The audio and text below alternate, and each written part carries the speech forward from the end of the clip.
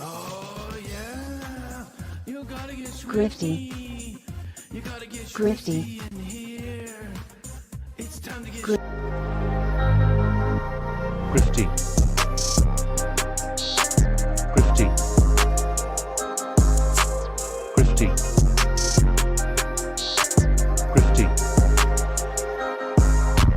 Grifty. Grifty.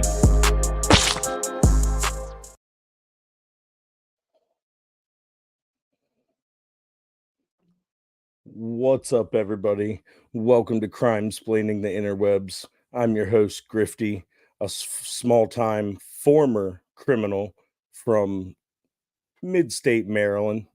No, all jokes aside, just, having a little laugh here, but I want to thank everybody for tuning in. Kind of a show I've been waiting to do for a little bit.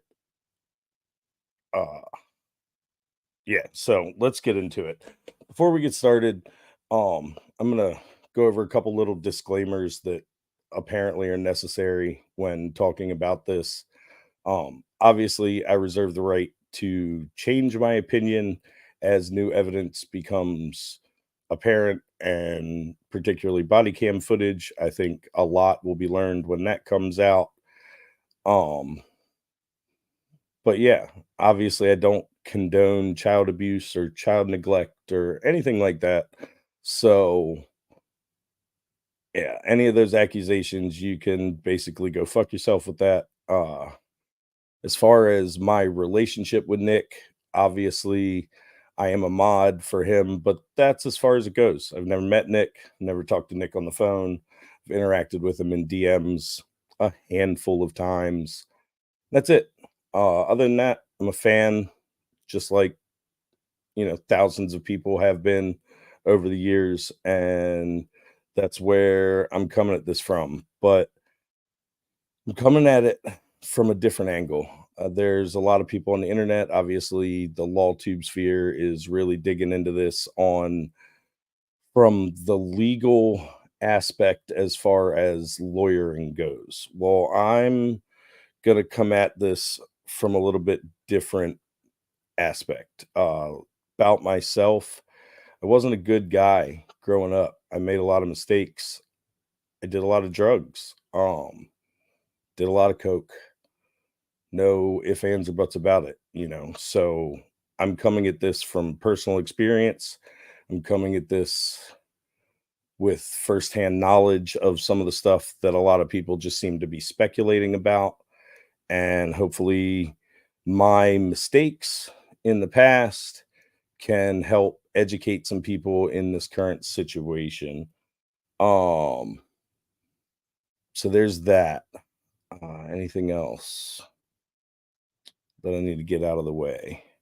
No. So to anyone who doesn't know, I think most people um do know. I'm going to be talking about Nick Rekieta. He's a YouTuber, part of the law tube genre, and he recently was arrested for possession of narcotics and child endangerment and a gun charge. And we'll go over all of that here in a second. So, real quick, let me look at these comments here. I see Pi Susan. We'll get into that. I am a hardcore abolitionist when it comes to all drug policy, so that also informs my takes on this, but we'll get into that. Hey, what's up, Sean?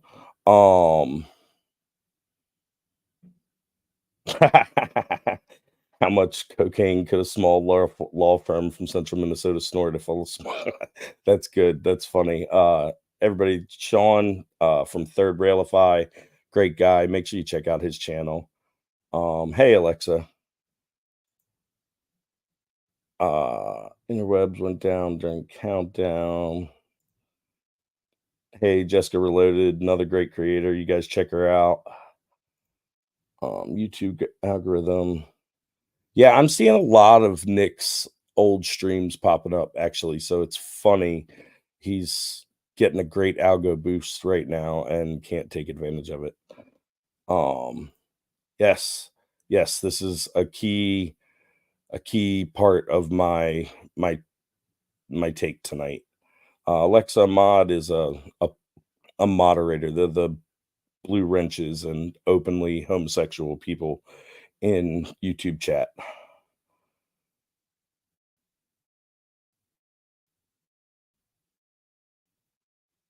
Um, hey Vanessa, hey Tug Simp, thanks for checking in. Yeah, so all right, we went through some chats. Let me go up here and take this one off. Actually, I'm gonna leave that one up while we talk about this. So the first thing we're gonna go into here is, let me get this pulled up. Sorry, I am a boomer when it comes to StreamYards. Not as quick as everybody else, so you guys can deal with it.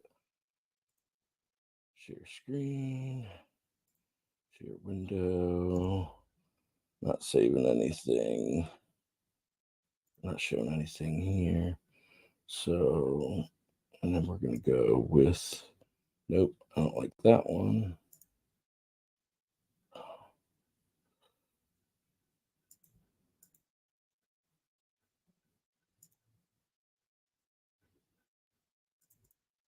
We're going to go with that one.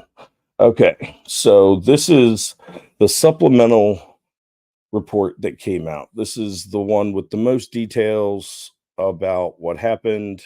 So this is the one I'm going to use. Let's get this open. So, all right, you guys got to bear with me because I'm on a laptop here. So basically, I have not redacted anything. Look, this information's out there at this point in time. I'm not I'm not sharing this out to millions of people or anything like that. I'm just going with the information I found. So this is all the people involved.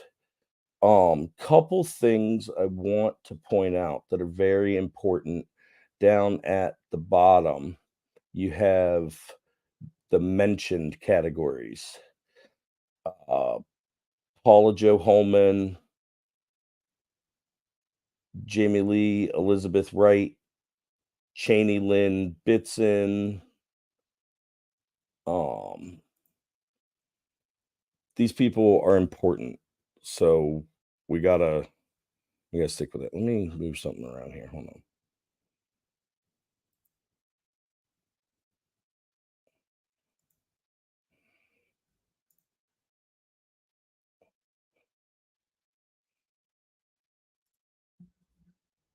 Okay, here we go. That's better. So basically, I'm not going to go through all of this, but it happened on 5/16. Anyone who hasn't seen it, there's a million breakdowns of this online. I'm not trying to waste people's time. I got a lot of stuff I want to get into. So basically, on 5/16 at approximately 8:39 hours. So that's important. I want to stress that this is at 8:39 in the morning. Oh no, this is when he came by for the mandatory reporting. Sorry. So at 8:39 in the morning, Sergeant Nestor had to come by the police to meet with Kevin Mellon, who is a pastor at the Evangelical Covenant Church in the city of New London. This is Nick's pastor. Lists Nick and the kids' names, tells where they live, and so the first thing he advises that the live-in nanny of 4 to 5 years, Cheney Bitson, recently left the Rekieta and began working for another family within the church. This was the first flag for individuals who reported Millen that something was wrong with the Rekieta family. This is important. There was only one person who spoke with the police before this raid happened, and that was the priest. A lot of people seem to think that the preschool teacher that we're going to talk about talked to the police and that these other people from the church talked to the police. They didn't. They all talked to the priest, and then the priest came and talked to the police. So everything he is relaying is from members of the church, basically. And the first thing they bring up is that the nanny quit or that the nanny left. Like, that's not that's not a sign of anything. Unless the nanny's saying something happened, people leave jobs all the time. So if that is a red flag for the church members, it shows that they're reading into things from the jump. Maybe because of the stuff that they're going to report later. Who knows? Maybe because they disapprove of Nick and Kayla's relationship with the Imholtz. Um, oh, one other thing I do want to specify. I am fully accepting that the drugs happened, that the swinging happened, that a lot of that stuff is true. There's no reason for me to argue it, and it doesn't affect my point. So to avoid people shooting me down like, "Oh, you're denying this stuff happened when they found the drugs in his house." I don't care. Like, it doesn't change my point. So, um, yeah, Cosmic says, "Why is Nick going to church while in a throuple?" I don't know. I don't care. It doesn't matter to me. That's a personal problem. Nick's personal life doesn't matter to anybody else. When celebrities or actors have relationship drama and stuff like that, you don't like it's gossip, but you don't stop going to the Yankees game because Derek Jeter's a man whore and has a painting of himself as a centaur above his bed. Like, that shit's weird as fuck. But you don't stop going to the Yankees game. Like, Nick is an entertainer to all but a very, smaller group of people that would be considered friends. Outside of his anything that has to do with morality or even addiction, that's something that should be handled within his friend group. And people outside of that don't have the full picture shouldn't really be involved in it, is my opinion. Everybody thinks they see Nick on stream, so they know X. Well, if you do the math, Nick's only been streaming about 3 days a week for the last 6 months. He streams for 3 hours a night. That's 9 hours a week out of a whole week's worth of time. You don't know shit from what you see of Nick's stream in the middle of the night. You just don't. You can make assumptions, and your assumptions might be right, but you don't know anything. And that's a big thing. Everybody seems to know what's happening, and no one knows. Like, you really just don't know. Everything in this police report are allegations from a church who probably is a little upset, like Cosmic, that he's bringing his swinging partners or thruple whatevers into his church. That I don't know if any of you guys have ever been to a church, but church ladies are a stereotype for a reason. They're some of the most gossipy and catty women you'll ever meet in your life. Um, and if he's bringing this other couple with him to church and the nanny is telling people at church, "Oh, they're sleeping over at their house and sleeping in the same bed and this and that," the church isn't going to be happy about it. It's pretty, it's pretty obvious. So, first claim was that the nanny left. The second claim is that they kicked out the people who were renting the house. Well, anyone who's watched Nick knows that he's one of those people out of that second house since COVID started. And he let him stay in the house because COVID started. And that person is Jessica Hatfeld. Third warning sign that was reported to the preacher was that Nicholas and Kayla had formed a new relationship with Aaron and April Imholt. Another morality question. So you can see, am I saying it's positive? No. But you can see where the church could very easily be basing their dislike of the Reketas off of stuff that is centered around the sexcapades, we'll call them, instead of anything having to do with the children. Uh, he was, that they moved in with the Reketas. The house is in and then you get this, the house is in disarray with clothes and other clutter items everywhere. What does that mean? That's the $1,000,000 question with the whole thing. That's what everybody points to as their example of child neglect.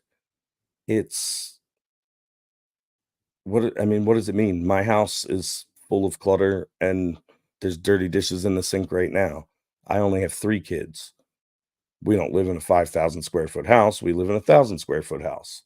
So, and we're getting ready for a new baby and getting ready to do a renovation. So my house is cluttered. I got dirty dishes in the sink. There's laundry needs to be done. What the hell does that have to do with anything? Now, if there's literally trash piling out of trash bags and animal droppings on the floor, that's a whole different ball game. But you'd think they would specify those things. They don't. They just say cluttered and in disarray. It's you got to realize when cops write these reports, they choose every word they use very, very carefully. Um, so that it doesn't come back to bite them in court. Uh, so then you got the 2 older boys. It says they've been wearing the same clothes for 3 or 4 days with their clothing in disarray and starting to smell.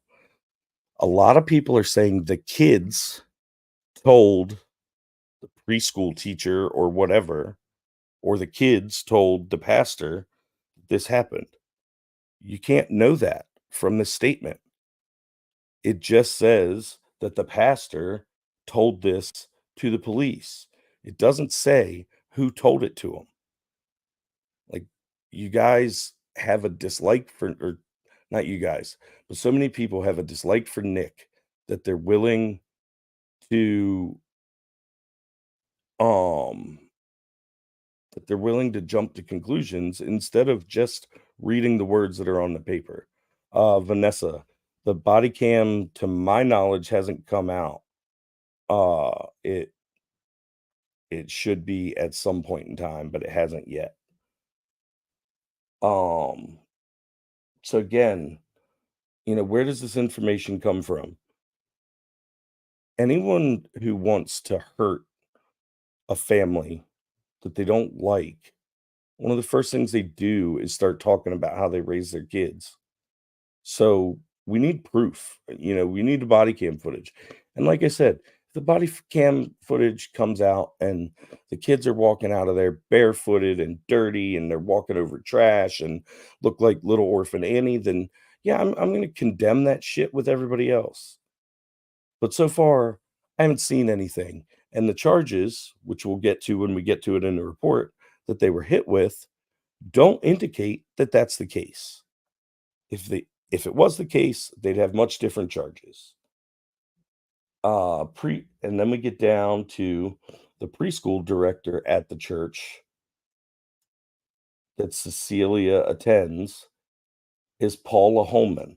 Holman advised Mellon that the younger children have advised her that they are hungry, not being fed, and also made comment about the clothing. Okay, so it says that they said that to the preschool teacher.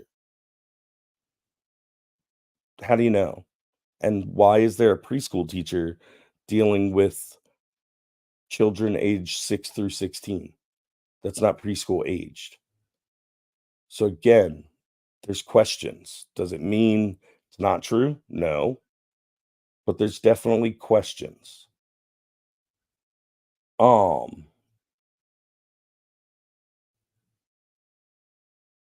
As far as the hungry thing, anyone who's had kids, and a lot of people are standing up for this. I've seen a lot of people make this point.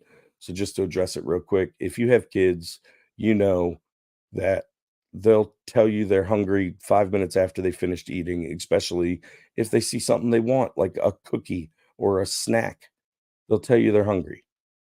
If hungry is not malnourished, again, we see this video and these kids look like, little Ethiopian babies running out with swollen bellies and stuff. Obviously, I'll condemn that. I'll call Nick a piece of shit like everybody else. But we haven't seen that. Hungry doesn't mean anything. Once again, it's just it's it's just words that don't there's no specificity to what they're talking about. And again, if they were malnourished, if doctors were like reporting this as them being unhealthy, then there would be different charges that would be issued. Uh One anonymous party advised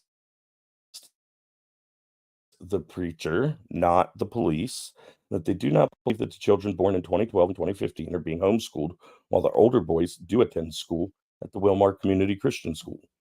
Why do they believe that? Because Nick isn't part of the co-op anymore? What proof do they have that they're not being homeschooled? And also, homeschooling takes a lot of different forms. It it's not always sit down and do classes. A lot of people do very practical homeschooling, going out in the garden to help plant, doing tasks around the house, learning skills. This is a much better form of education than what public schools offer. Public schools don't teach our kids anything. So there's no basis for this. They just don't believe. Who cares what they believe? They're not their kids. Like, these are Nick and Kayla's kids. They have the right to raise them how they want. They have the right to be bad parents. They have the right to be great parents. The only thing they can't do is cause physical harm through abuse. They can't obviously have sexual harm, and they have to meet their basic needs of life: house, clothing, food, medical care, education. And I mean basic needs. It it sucks. Does that mean some kids fall through the crack? Yeah, fall through the crack all the time in the inner city. Like, I find it funny that everybody's worried about these 5 super rich white kids in the Midwest who are with their grandparents and doing fine.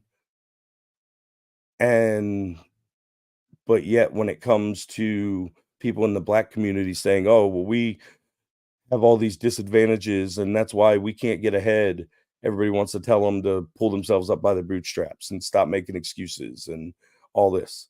Like, is this great for the kids? No. Um, is this great for the kids? No. Is it fucking life altering, traumatizing, scarring? Not in the least. This is less damaging than a divorce would be on kids. It's just the truth.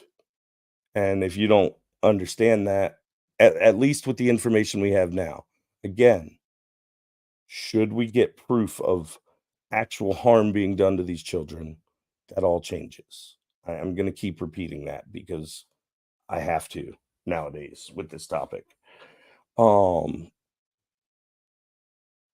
all information that is regarding the church to the Rekieta family is now gone to Christian, as the response is not attainable from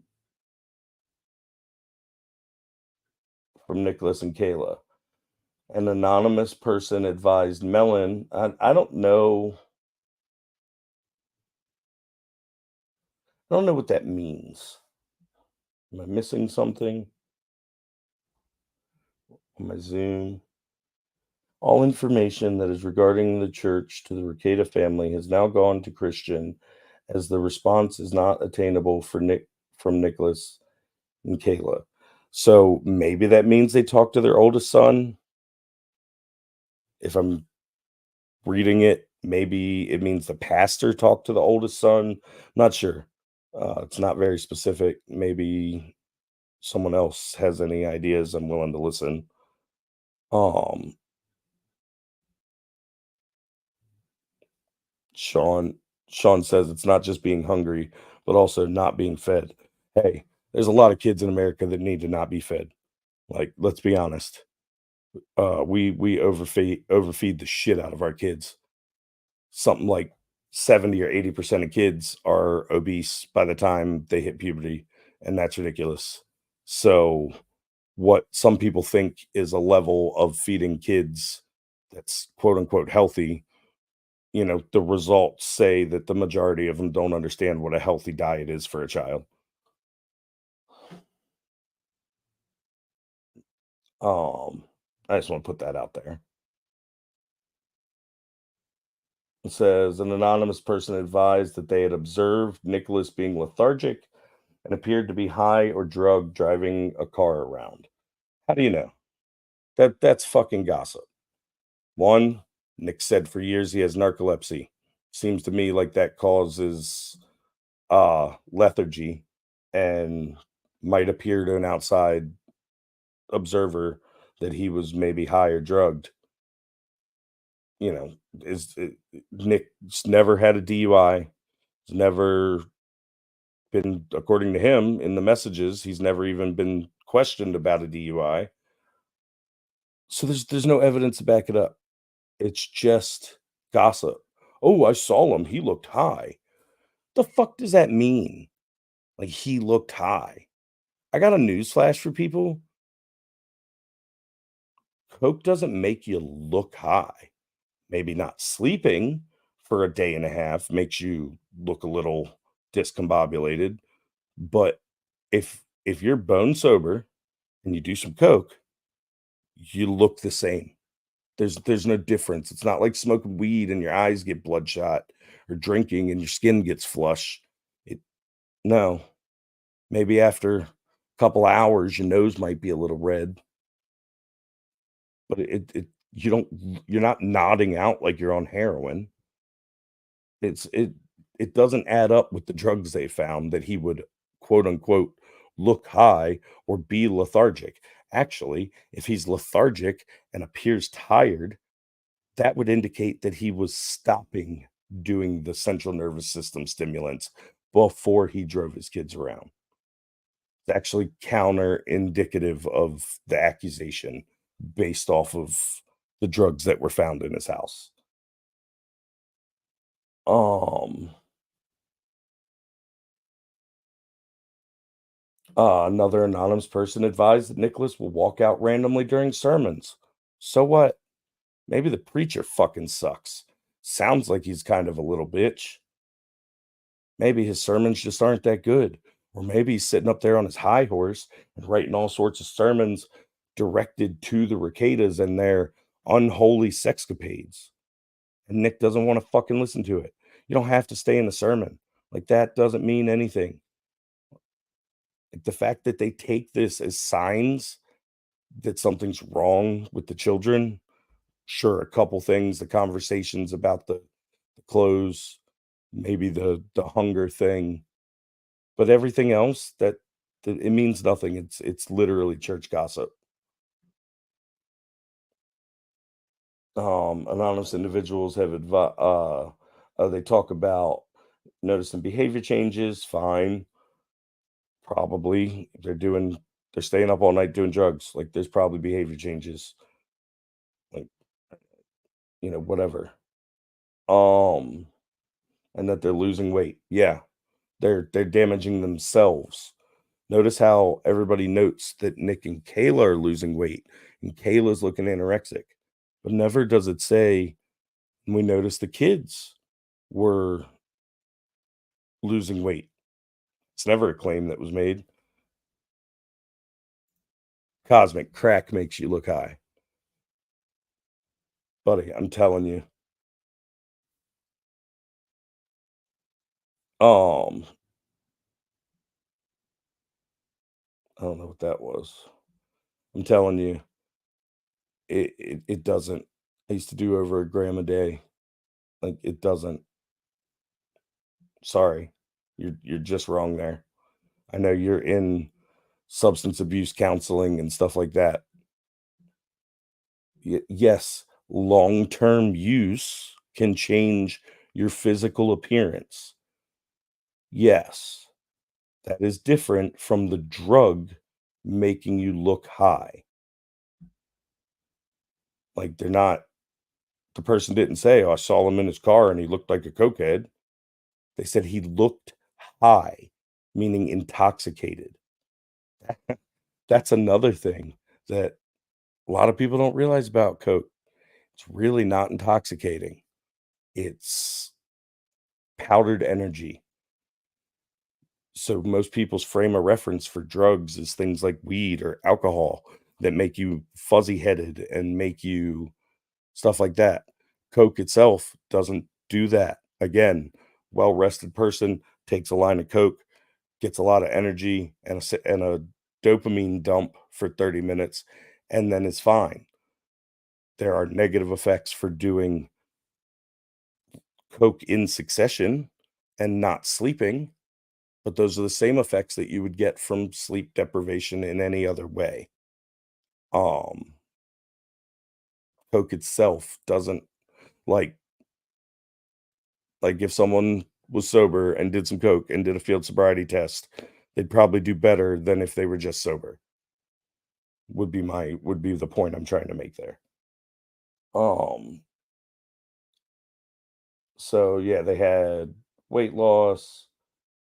They say they've seen what was being described as injection or track marks on Nicholas's arm.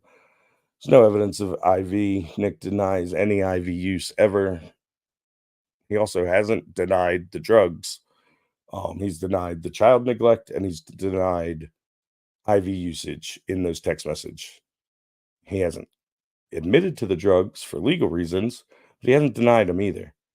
Uh, find that find that interesting. So, but what the sores that were on his arms in the police report, we'll see that later, probably was picking from repetitive motion syndrome. It's common with stimulants of all types, most prevalent with meth, but long-term coke can use it more so. There's Aaron Imholt has said they were doing MDMA. That can cause it pretty well. That's a form of methamphetamine. Um, so that's most likely what those sores were, not injections. There were no needles found anywhere. If they were injecting it, they'd have kits. They'd have multiple needles, they'd have tourniquets, they'd have spoons, lighters, cotton balls, all of these things. I grew up in Baltimore. I've known plenty of dope heads. I know what a rig kit looks like. Thanks, Cosmic. Thanks for stopping by. Uh,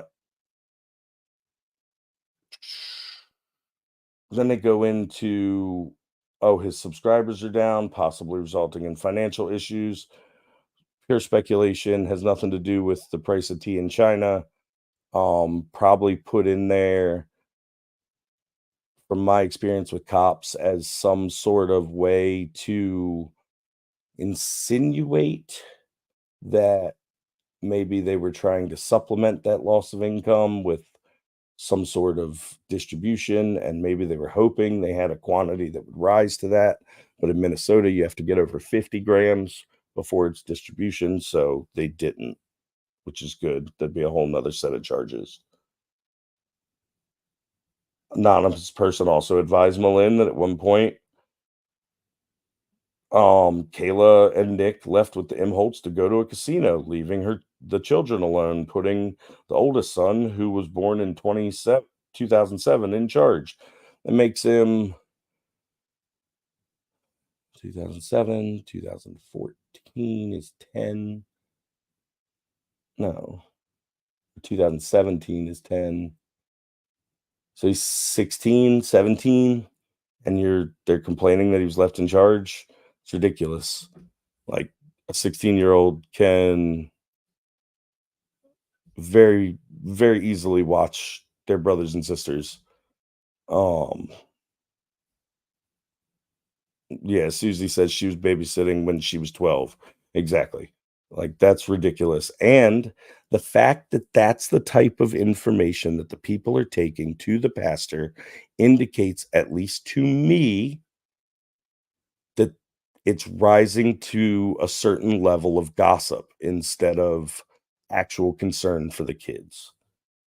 Um, Mellon advised that nobody told him anything other than possible neglect and or drug use. There was no zero reports of any physical or sexual abuse, and the kids were not in immediate danger at the time of this report. So, again, if the kids were being starved to death, like some people seem to claim, that would qualify as immediate danger. Um, pretty pretty cut and dry there.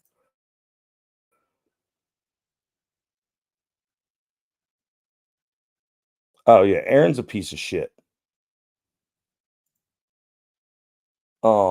So here we go.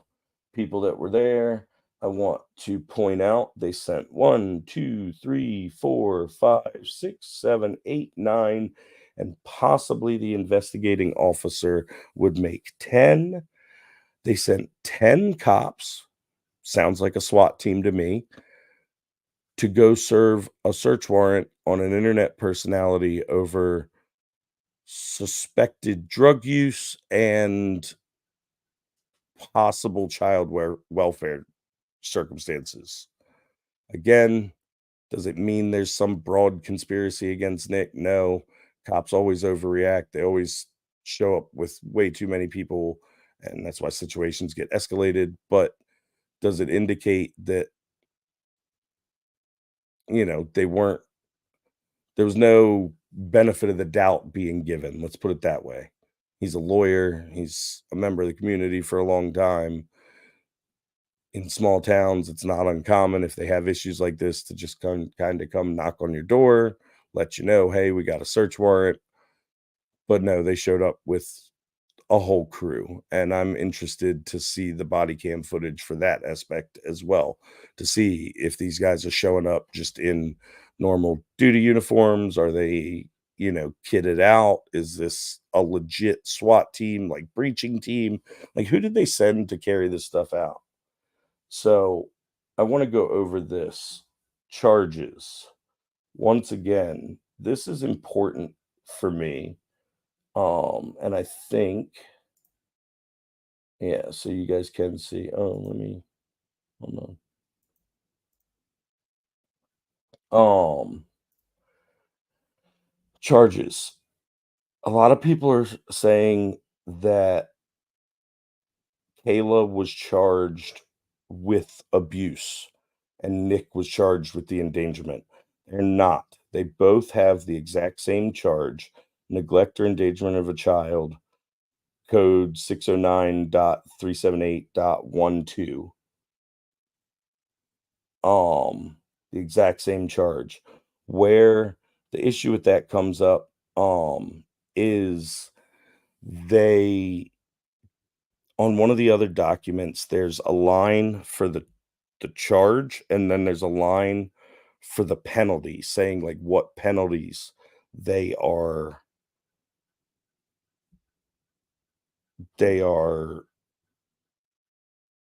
um, facing, and on hers, the penalty is different from Nick's, which doesn't make sense, and in my opinion, is a bad selection on a drop-down menu. A lot of these warrants and stuff, when they're picking these codes, it's literally a drop-down menu on the computer, and they hit it. They have multiple typos in throughout these reports. One of the reports, they listed the ketamine that was found as a Schedule 1 narcotic. It was not. It's not a Schedule 1 narcotic. It's a Schedule 3 federally and in Minnesota. The other thing they did, um, and this one I want to shout out Jessica Reloaded for. She pointed this out to me. At one point in time, in this report, it says the 4 children were placed outside with their mother, as well as April.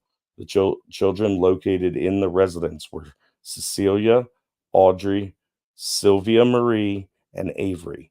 Remember that, because here, this is where they conducted the traffic stop on Nick. Said I checked Nicholas Rekieta's person. He was wearing flip-flop shorts and a shirt. He had ID, credit cards in his wallet.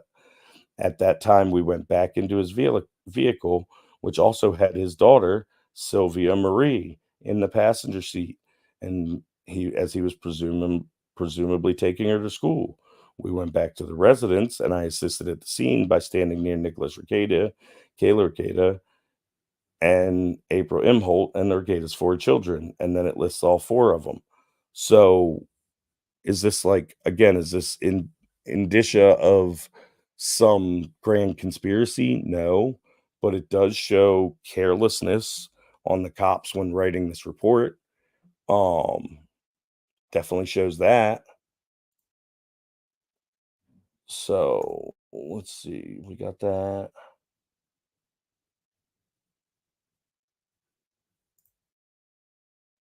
We got that. I'm gonna do that.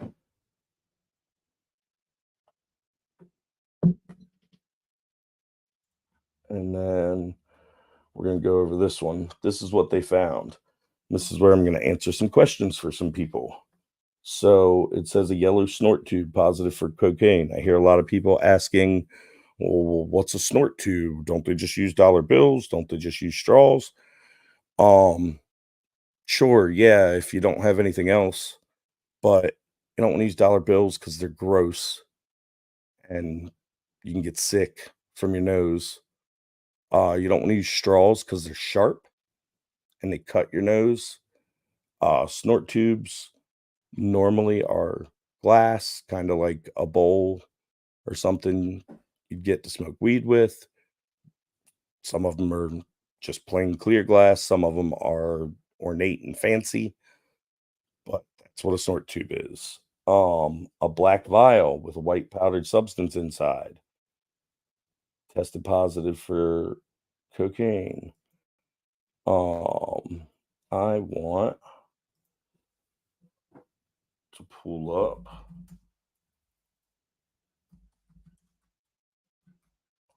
I'm presuming that this is what we're talking about when they talk about a black vial.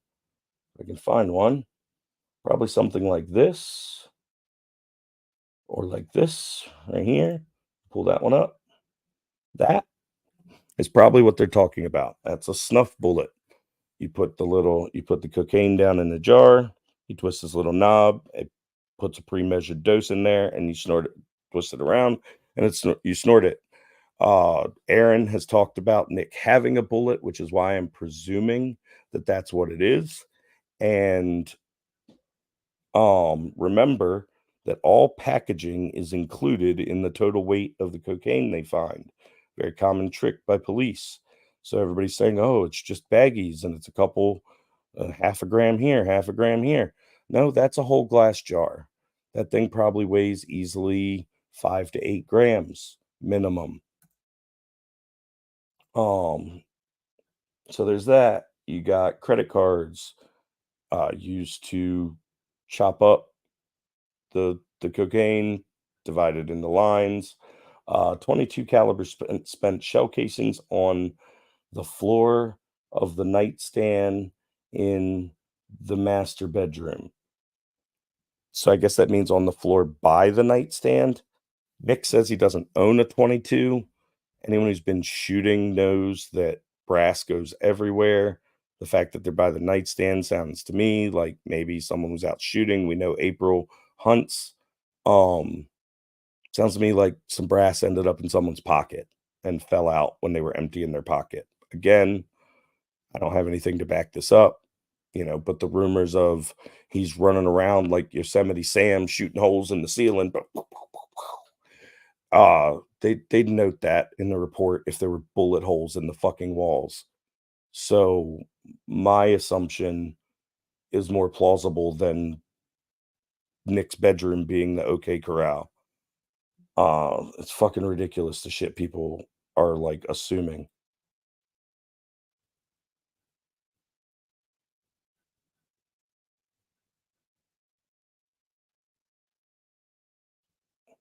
No, it's not the same as you'd smoke pot out of, just, like,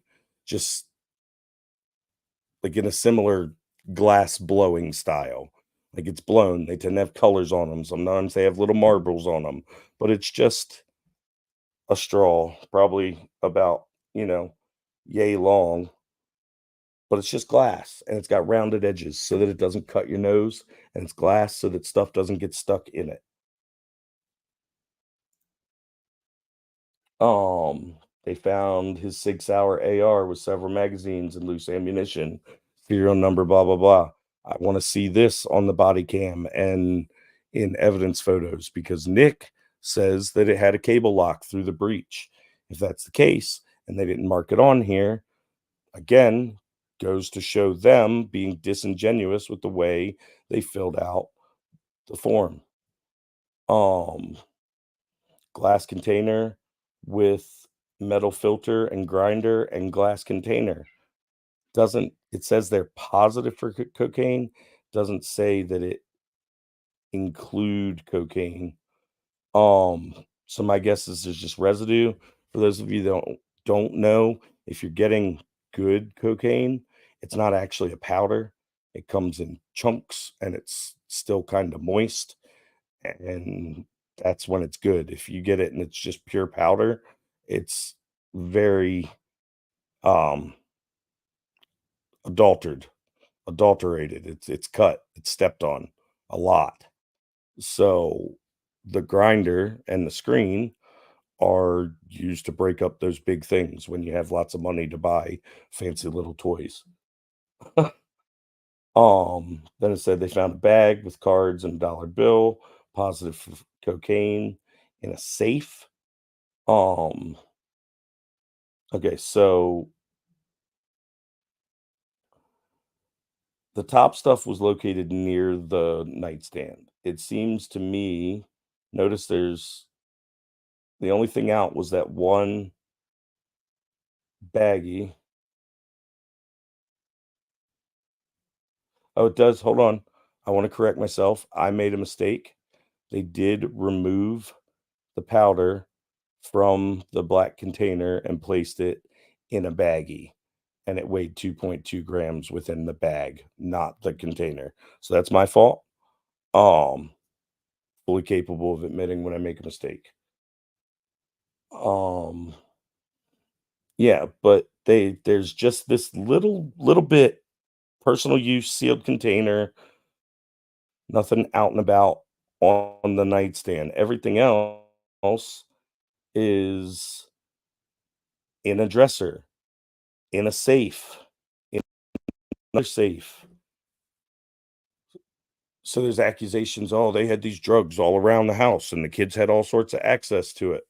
Um, hey, what's up, Ghostery? Glad to see you guys over there on in the Twitter sphere taking a look. Um, he the drugs weren't all over the house. The drugs were in the one place by the nightstand where they were using them actively, and then put away in the dresser and in 2 different safes. They don't state whether or not the safes were open or closed at the time of the search. We'll see that, um, when we get the body cam, but again, sounds to me like they were keeping it secured. Again, is it a good idea to have drugs in the house with your kids? No, but it's also dangerous to have bleach in the house with your kids or prescription medicines in the house with your kids. Like, there's plenty of these things around. The only thing that makes people think the drugs are worse is because they're illegal. So that adds this like extra spookiness to it, which is retarded.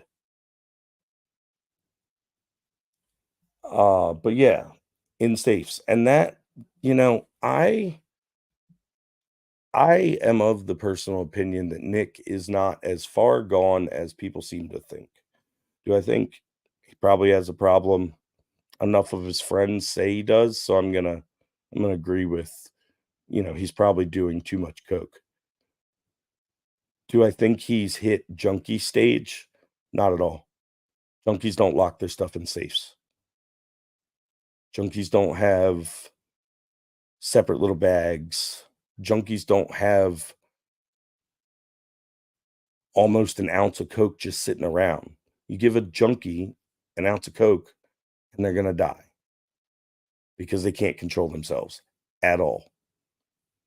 There is a difference between a drug user, a functional drug addict, and a full-on junkie. And the fact that people can't distinguish between the two, A, brings me some joy that there's so many naive people out there who don't have any sort of knowledge or personal frame of reference when it comes to drugs, but also is frustrating because there's a lot of people talking about what they learned in fucking dare class, and they think that that makes them an expert, and it's fucking retarded. Um, but either way, they go on, they find, a couple more bags with cocaine in it, one really large bag with cocaine in it, green colored tablets tested positive for ketamine. Um, yeah, Ghost Story. I'm live, YouTube, Rumble, and Twitter right now. Going with the big multi-stream for this one. Um, so I have personal questions about the ketamine. Aaron always says that they did Molly and Coke, which Molly is ecstasy. I personally have never witnessed ketamine in tablet form. I've seen it in liquid form. I've seen it in powdered form. Never seen it in tablets. Obviously, any powder can be pressed into a tablet, but you don't orally ingest ketamine. You snort it. Um, so there's no reason to go from a powder to a tablet to have to crush it up and take it back to a powder. So I'm wondering if they thought they were buying ecstasy pills and they were actually getting ketamine. And I'm curious what the route of action is for ketamine when it comes to oral ingestion because I'm not familiar. Um, oh shit, Ghostery hit for the trifecta. Nonsense. You say hospitals give ketamine. Not only do hospitals give ketamine, ketamine is the number one choice of anesthetic for toddlers. The least chance of negative side effects, of negative interactions, easiest on their system. Not only that, ketamine is recently being used and found to be possibly a miracle drug when it comes to treating PTSD and bipolar disorder, anxiety, OCD, lots of mental health conditions are having very good results when it comes to ketamine, so much so that ketamine therapy is legal in most states at this point in time because it is a Schedule 3 narcotic, which means it has medical use. And like we were talking about, uh, it's used at the hospital. Yeah, nonsense. That's what I was saying. It's the number one choice anesthetic for kids. Um, they it's so not a dangerous substance. Like, the Tylenol in your cabinet is literally more dangerous than those 7 ketamine pills would be. Um, yes, Jessica Reloaded, I believe they were using ketamine therapy on Maya, and that what was part of what triggered the whole interaction from the hospital. Um, Ghostry, what is ketamine? Ketamine is a dissociative anesthetic, meaning it separates the connection between your conscious mind and your physical body. Um, they used to call it Special K. You snort it. If you snort too much, you go into what's called a K hole, which means you hit the anesthetic um, dosage. So basically, someone could do surgery on you and you wouldn't know, but it only lasts for about 15 minutes when you're using it as an anesthetic. It's given through an IV drip at the hospital. Um, it's hallucinogenic. When you snort it, it lasts about 20 to 40 minutes. Um, it's another party drug. Everything that they've been uh, rec rumored to use, cocaine, Molly, ketamine, um, these are all party drugs, and I have a theory on the party drugs, and we're gonna get to that here in a little bit, but I'm gonna speed through the rest of this. Um, just more cocaine scooper, everybody's laughing at that. They literally do, again, snuff. If for those of you that don't know, snuff is a form of tobacco that's very finely ground like a powder, and you snort it. Um, it's gross, it's very old and outdated, not many people do it, but yeah, you're snorting powdered tobacco for the nicotine effect, and anyone anyone who when they're talking about these cocaine scoopers and the bullets and stuff like that, they're all designed as snuff tools. So that's all those are. Um, 2 baggies with a baggie with a funnel. The funnel's to fill the bullet, obviously. And then this is causing a lot of suspicion for people. This unknown brown substance that was negative on all Nick tests. Nick tests are the field tests for narcotics. My guess is obviously A, the brown substance is just nothing that the cops just noticed, or B, my guess is it's MDA, also known by the street name sass. It's a derivative of the sassafras root. It's very similar to MDMA, which is Molly. Um, it's just missing 2 oxygen molecules, very similar effects. It's natural um and not synthesized. So, uh yeah, I'm gonna open it up here in a little bit, I think, for some people to come on if they want. So we'll talk about that. Vanessa, I don't like streaming to YouTube. YouTube sucks. I want to support Rumble and grow it there, particularly with me doing this as a hobby for the time being at least. But I felt this subject is getting yeah, it's for grift purposes tonight, if I'm being honest. There's just so much traction on this subject, it doesn't make sense for me to not stream it everywhere. It's not anything that should get me knocked off of um YouTube. So, but yeah, that's my personal suspicion on the brown substance is it's MDA. It wouldn't show up on one of the Nick tests. It's just not a common thing that's out there. But again, also a party drug. They found a bunch of guns in the safe in the garage. Again, notice there is no 22 weapon um anywhere. They didn't find any 22 weapons. So, wifey's doing good, baby's dropping. She's very uncomfortable anytime she's standing right now, but that should be anytime now. And I'll make her any cool snack she wants if she can decide what she wants. But that has been the problem lately. She just can't figure it out. So, okay, so there's that. So that's what we got there. That's what all the stuff they found. let me get here. I'm not going to read through all this, but there is one part of it I do want to get to. I think it's very important.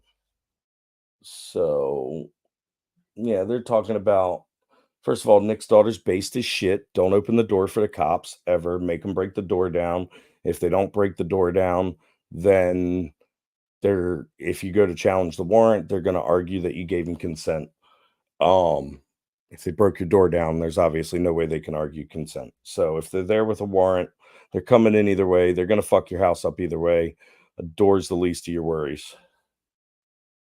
Um, they talk about what they go through.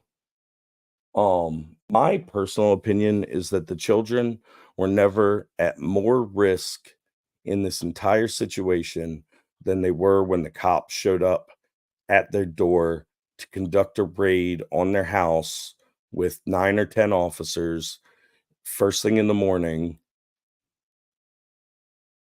over a substance. That's it.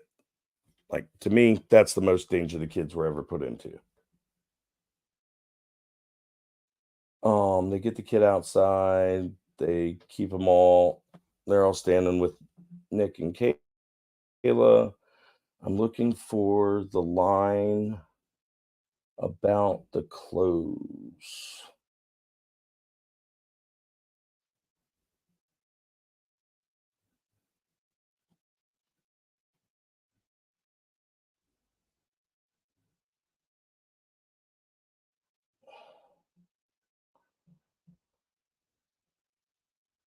Where is the statement?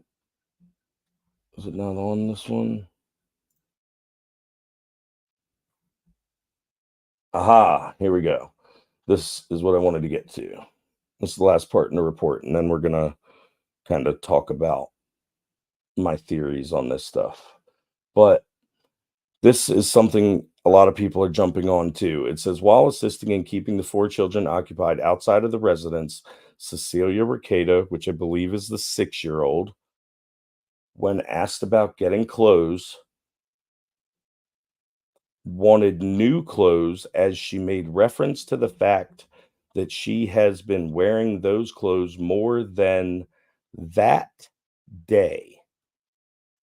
Like I said, words are important in these things. They didn't say for multiple days. Um, Awesome. I can't wait to see art. And SC Medic, yes, they did. Hang on one second, guys.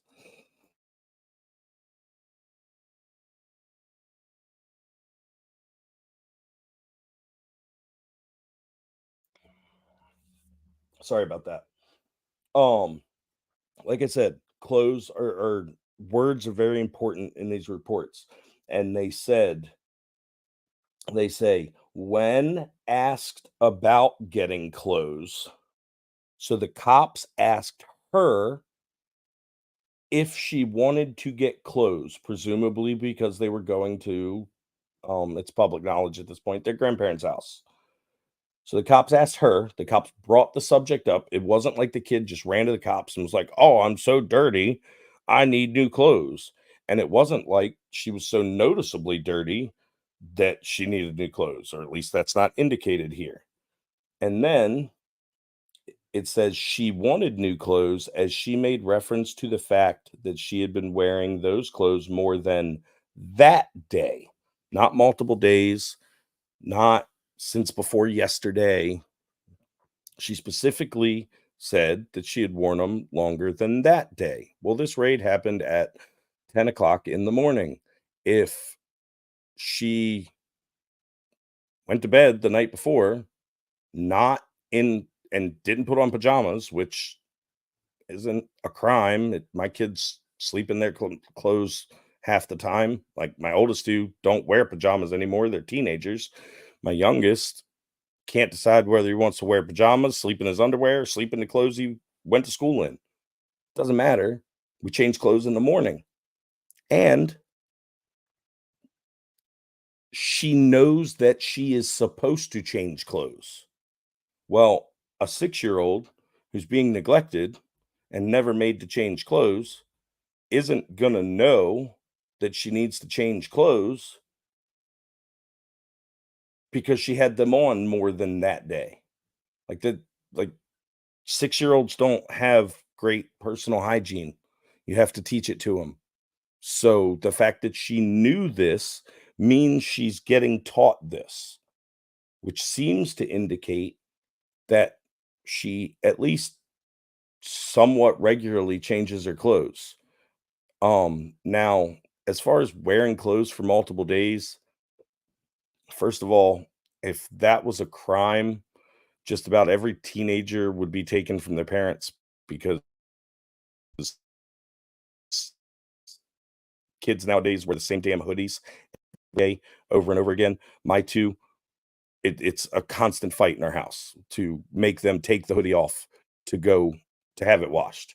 We were at my youngest son's baseball game today, outside in Delaware. It was high 70s, low 80s, and my oldest both of my kids are out there in sweatpants and sweatshirts.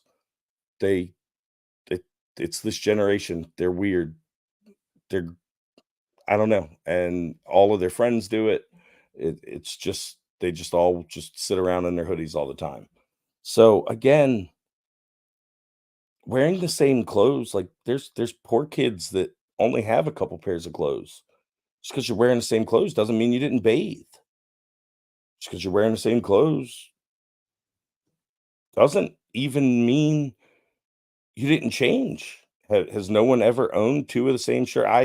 I have 3 of the exact same shirt in my closet right now. I've worn them on stream before. They're blue button-down Realtree fishing shirts. They look like work uniform shirts. I have 3 of them. 'Em. They're exactly the same. I could wear them 3 days in a row. You'd think I didn't change my clothes, but I brand new shirt every day. I got them on clearance at Walmart for $3 a piece. They're comfy as shit.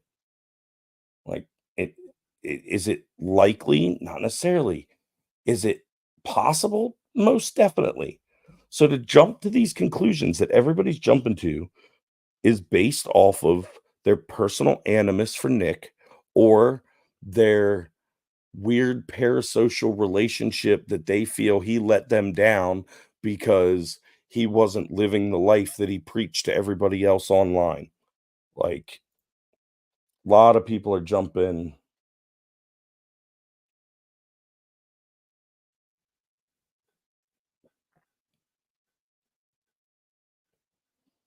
Yeah, and SC Medic says, "Were the clothes for PJs?" Who knows?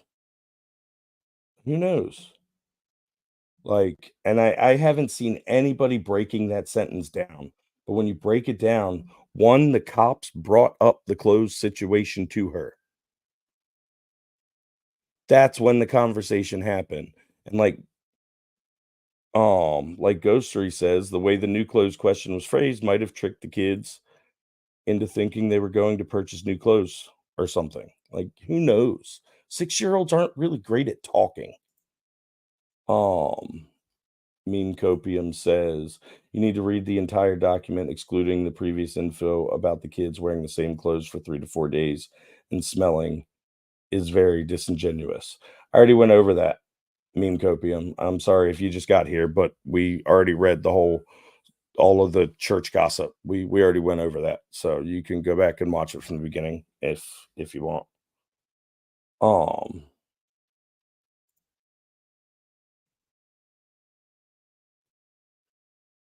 did the police do anything right? Sean says, very rarely, if ever. So,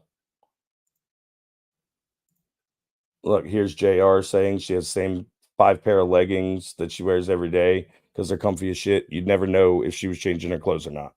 Like, it's not that uncommon, people. Like, I'm not pulling fucking straws and stuff out of left field. Like, these are all things that if you really stop and think about the situation and get past your initial emotion of seeing a child endangerment charge, like, there's not a lot here. There really just isn't.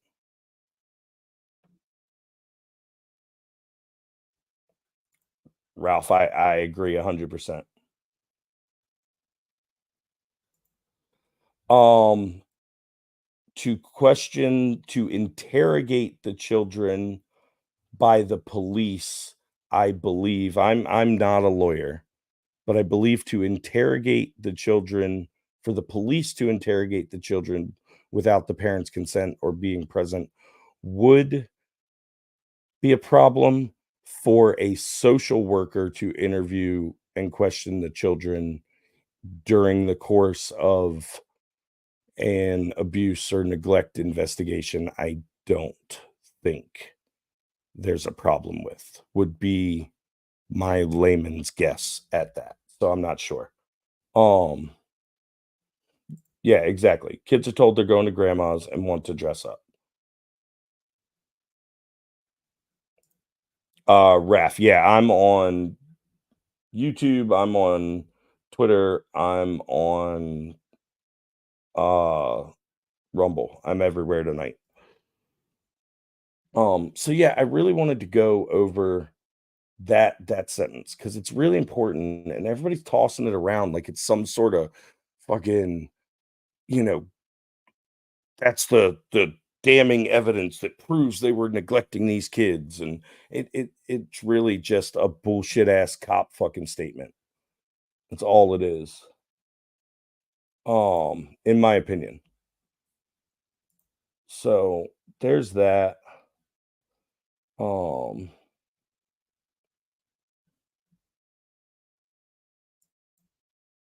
okay, give me 1 second. And we're gonna close this down for right now. Okay. So, um, what we went over, you know, all the stuff from the church kind of seems like a bunch of gossip and could just as easily be a bunch of uptight church people being upset that Nick and Kayla are bringing their live-in swinging couple with them to church and, starting shit. They could be upset at Nick's streams. Let's be honest, he lives in Minnesota. It's not necessarily the most conservative slash libertarian state out there. I'm presuming rural Minnesota, probably more so than Minneapolis and all, but still pretty heavy blue state. Um, so I'd presume there's quite a few people who don't particularly like Nick's takes on a lot of things. Um, Particularly the Kyle Rittenhouse thing. That was very divisive in this country and probably Nick's single biggest moment for him. I think Rittenhouse was bigger for him than Johnny Depp was. Maybe not numbers wise, but just like he was the main coverage everybody was watching. All of the law tubers were going to Nick's channel for Rittenhouse. By the time Johnny Depp came around, you had Legal Bites streaming it. You had, some newer people streaming it. Nick would stream it every once in a while. Tug was streaming it. It was just much more diluted with the Johnny Depp stuff. So I don't really put a lot of stock in the church gossip. I am recently coming back to my Christian beliefs, but I am not going back to churches.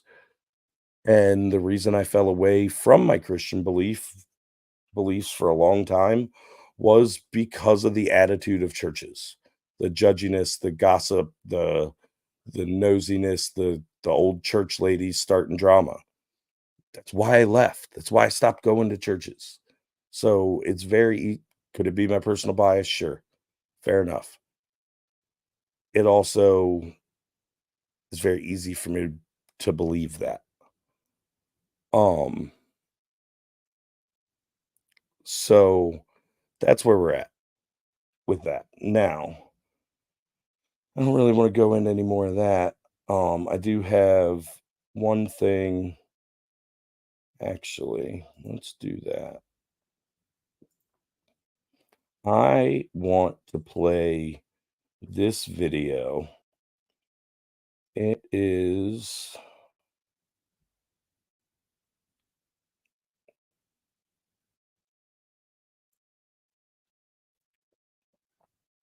Okay. We're not gonna watch all 17 minutes of him do this. Hold on one second.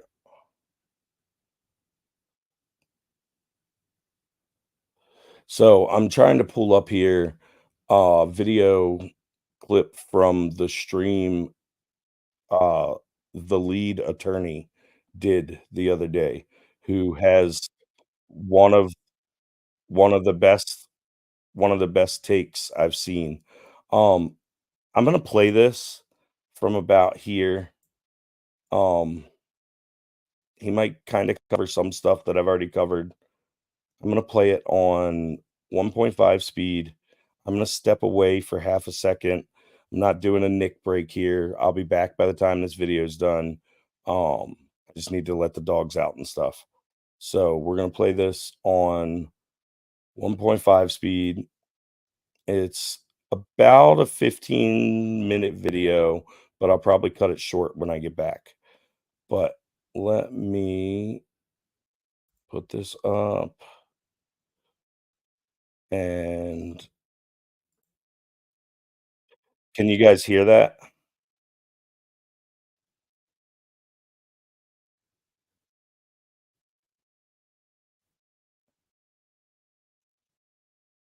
You guys let me know in chat, make sure the sound's coming through on that.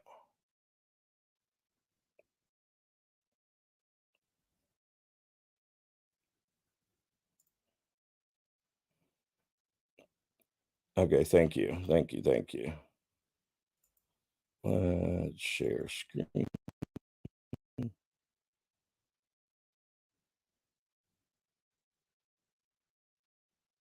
I have to do it this way. Okay, here we go.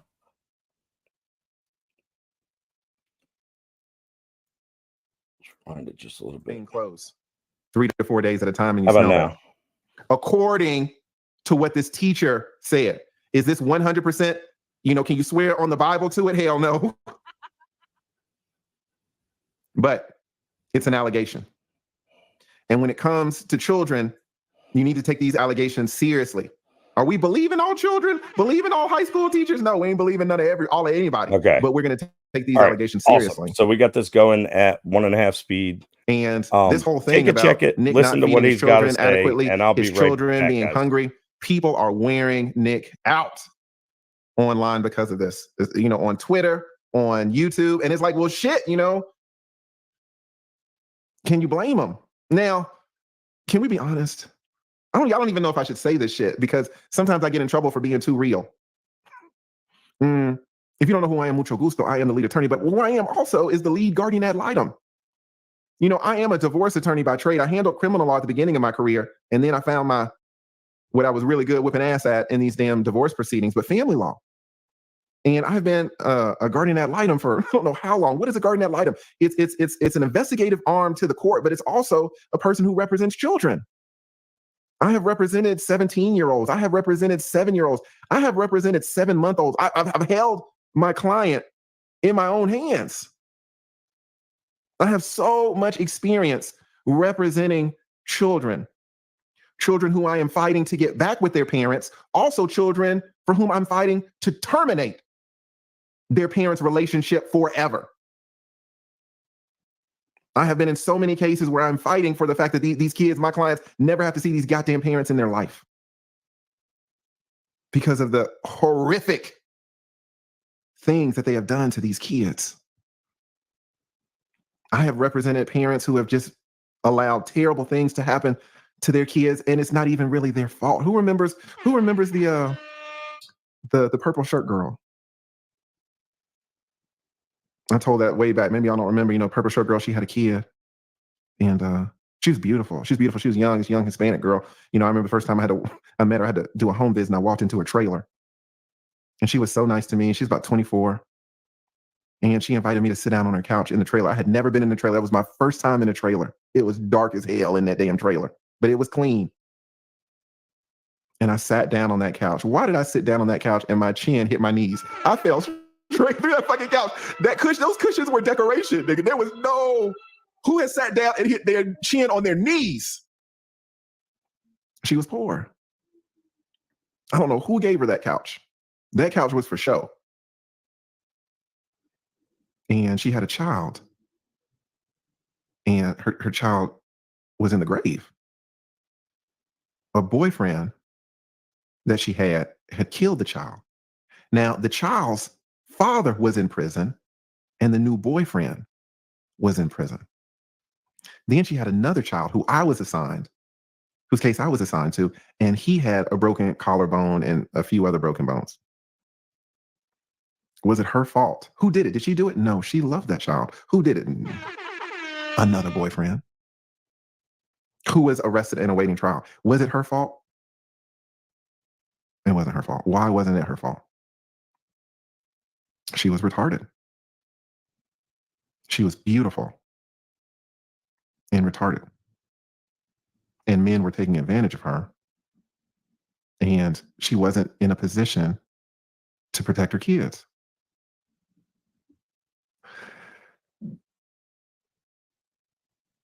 This is what I see as a guardian ad litem. This is what these judges see. Now let's take a step back for a second. Anybody who's been a guardian ad litem minimum 5 years, the horrific things you have seen. So if y'all are gonna light me up for what I'm about to say, you're gonna light me up. But these kids, smelling bad and changing clothes. To me, I'm like, okay, give them a fucking bath, change their fucking clothes. This is so easy to fix. So easy to fix. And I know that it's not even a parental thing where Nick doesn't know to change the clothes. There are parents who don't know when and how to bathe their children, when and how to feed their children. Nick knows.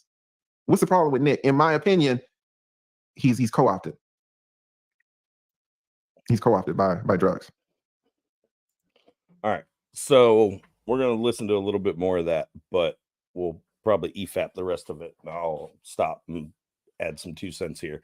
But the reason I chose to play what lead attorney has to say, and he explained it here, is there's a lot of lawyers talking about this. We got, a business lawyer who specializes in special districts in Florida.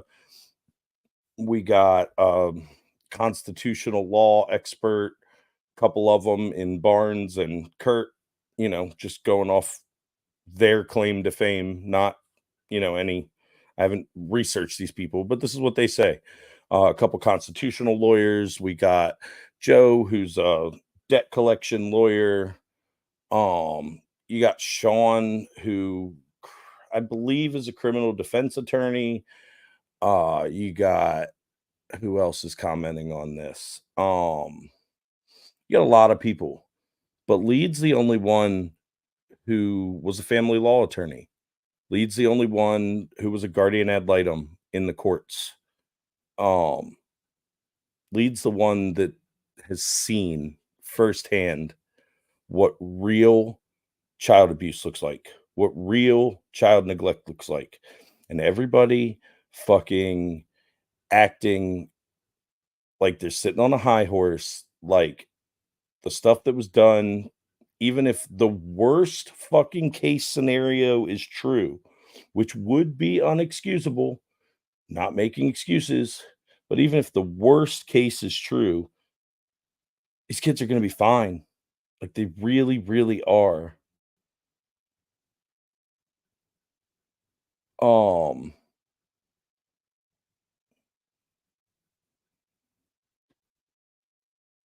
Yeah, sorry, I'm reading some comments. Meme copium. Again, I went over that. No, not in any of these reports. You have one person, the pastor, who is reporting all of the stuff that was reported to him. None of the other witnesses were followed up on. None of the other witnesses were interviewed, at least not before the time of the search warrant. Will they be before trial? I'm sure. But were they before the search warrant? No. The only person that spoke to the police is the cops. That's the only person. Is the pastor. It's the only person who spoke to the cops. So, and as far as part 2, the only reason to take Nick as his word, I'm not taking Nick as his word. I've made plenty of assumptions that go against Nick's word. I've assumed the drugs are his. I've assumed the swinging is happening.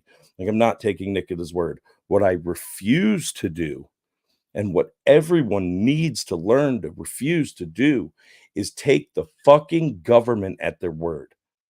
How fucking blind do you have to be to sit here in the world we fucking live in and watch all the shit that's going on with the J6ers and the Gretchen Wilson case and the Ungers in Texas where family court allowed his wife to kidnap his children and get their genitals cut off in California and he has no say in it, and the shit they're doing to Trump. How can you watch all this stuff and just take the government at their word? It just doesn't make sense. Like, I don't understand it. People are fucking concern trolling on this shit over some stuff. I I mean, you can think what you want, meme. I really don't care. I went through. I'm basing stuff off my own personal experience. It's not emotional. It's anecdotal. Would be a better way to phrase that. But yeah, either way. Um, yeah, so let's get back into lead attorney here. That's my opinion. I do not know. And Nick has denied everything. So it's interesting to me that people are, oh my God, the kids, these kids will be fine. These kids will be absolutely fucking fine. Now, if you're not coming from where I'm coming from, sitting in fucking trailers, getting your teeth knocked out by your knees, you might think that this is the end of the world. A juvenile court judge is gonna be like, man, get these kids a bath. Now you can't say that. You cannot say that. They're gonna light you up. But a person who administrates these types of cases. Now, people are like, oh, the kids are starving or something. I don't want to say I want to see a photo of the kids, but I would need to know if you got a 16-year-old and they're 80 pounds, you need these kids taken away from you. We don't know. We don't know are these kids being traumatized? Yes. It's very low grade when you compare. I remember when I first started as a guardian at Litem. Yeah, and Lisa, there's your answer. Are they experiencing trauma? Yeah. Like they are. I said that earlier. But the trauma they're experiencing based off what we know is less than what they'd experience if Nick and Kayla got a divorce. And that happens all the time in our fun country. We don't take people's kids away for getting divorced because it traumatizes the kids. Guess what? Life fucking sucks. You can't make it all fucking unicorns and rainbows for every little kid out there. Life's gonna really suck for some kids. And that's just life. If we turn to the government every time something sucks for somebody, we're gonna be a lot worse off than we are now. So build your community, build your family, lean on them. If someone in your family is struggling, handle it in your own castle, man. Don't take this out to the don't call the government. Don't It just doesn't make any fucking sense. Like the kids, if someone's beating their kids, call the fucking government. If someone's graping their kids, call the fucking government. Or I can't say what else you can do, but I'm all for it. All fucking for it. But if someone's raising their kids in a way you don't like it's kind of tough shit. And those kids got to learn to overcome. Like that's just the hard truth of the matter. You can't save all the fucking kids. And if I had to pick kids to save right now, the Rekieta kids are at the very bottom of my list. There are plenty of worse cases, and this is what Lead's saying.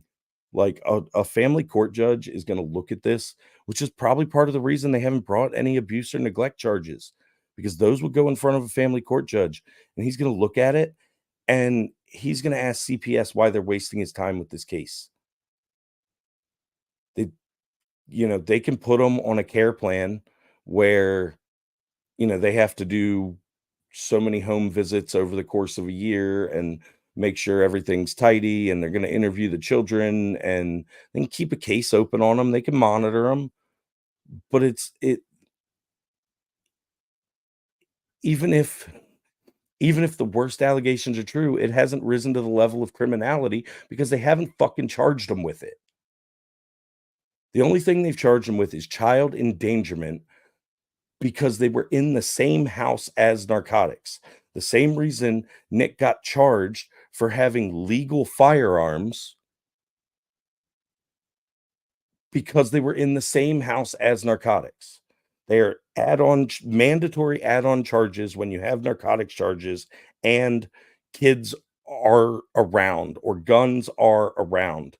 They're not individual charges of child abuse or child neglect. They're just not. If those charges come out, obviously I reserve the right to amend my decision or my opinion. But until then, this is just bullshit government tactics to get more leverage in plea bargains. And anyone who's ever been on the wrong side of the fucking handcuffs knows what I'm talking about.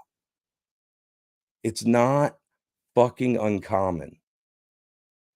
Every day, people are charged with multiple counts that are all the same fucking thing, so that when they get in there with their lawyer and the DA goes in there with the lawyer, they can say, hey, we're going to drop counts 2 through 6, but you have to plead guilty to count 1, which is the worst of all the counts.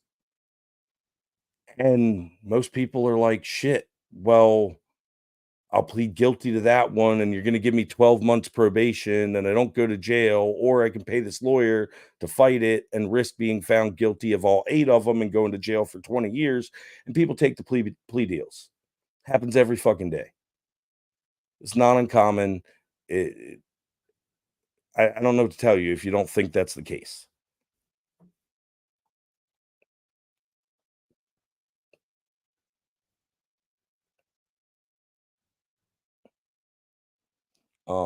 Looks like SC Medic's asking some questions here. It says third, did they ever use anything in front of the kids?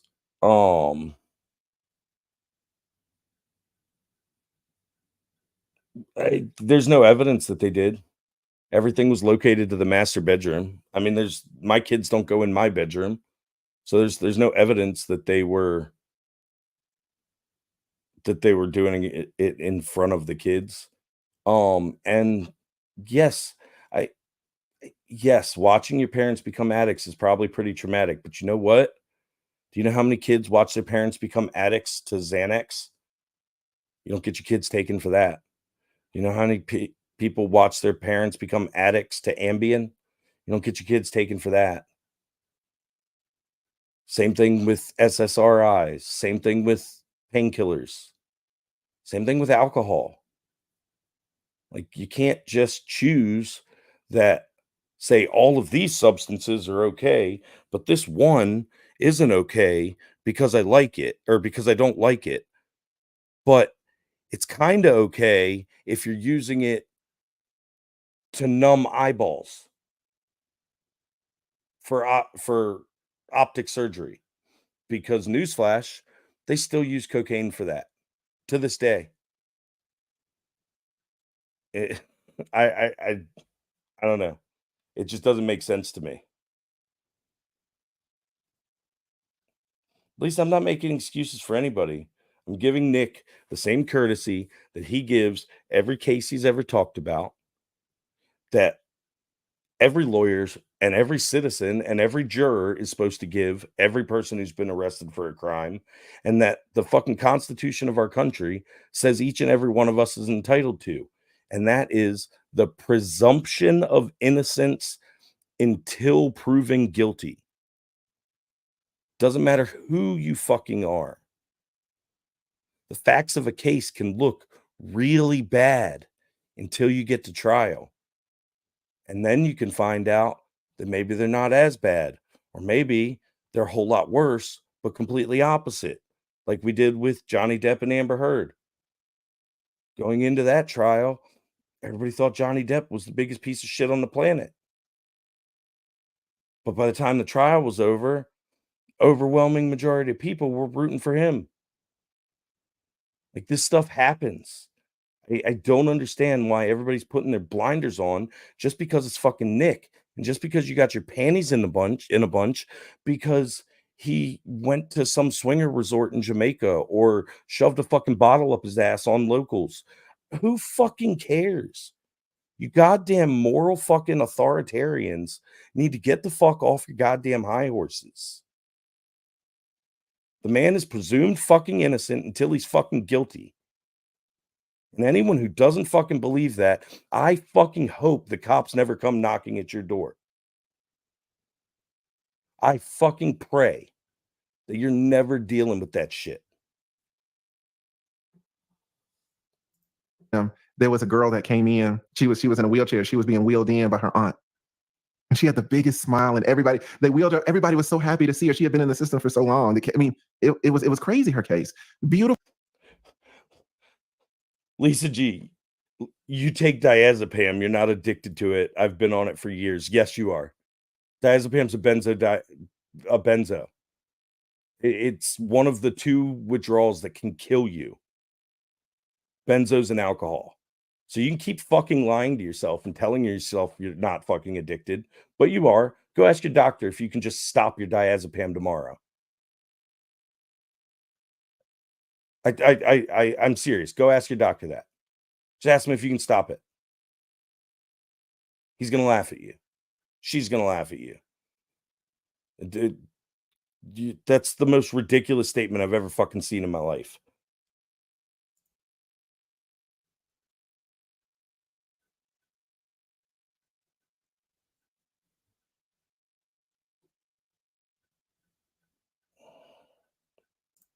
Says who?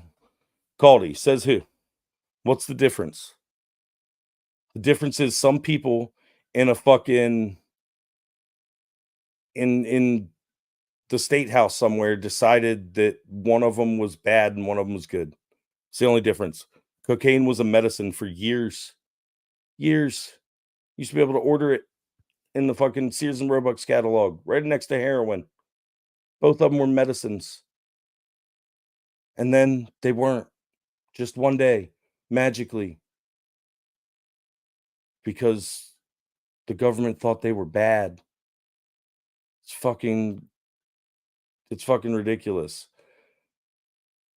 Lisa G, spoken like a true addict. They always say they can stop. Yeah. SC Medic, thank you. First seizure, 18 to 24 hours. Exactly. Benzos will fucking kill you if you stop them cold turkey.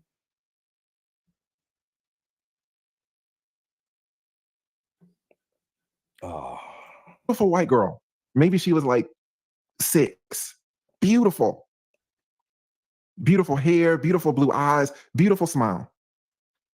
No arms, no legs. Why didn't she have any arms or legs? Well, her mother was a meth head. And one of her brothers was playing with matches, set the house on fire. The mom was asleep in a stupor. They couldn't wake her up.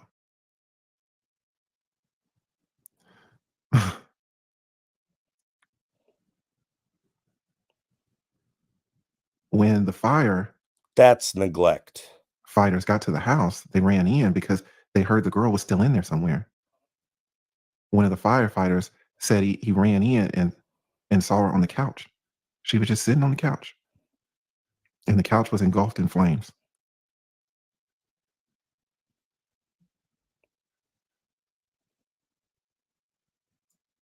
Both her arms and her legs were amputated. However,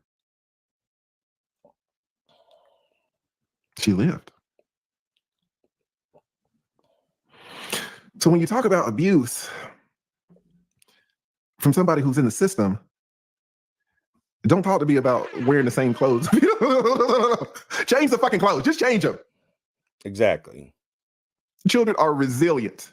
And I know that because the first time I saw this girl, she had just a huge smile on her face. So people freaking out over, oh, Nick's children are scarred for life. No, I'll tell you some kids who are scarred for life.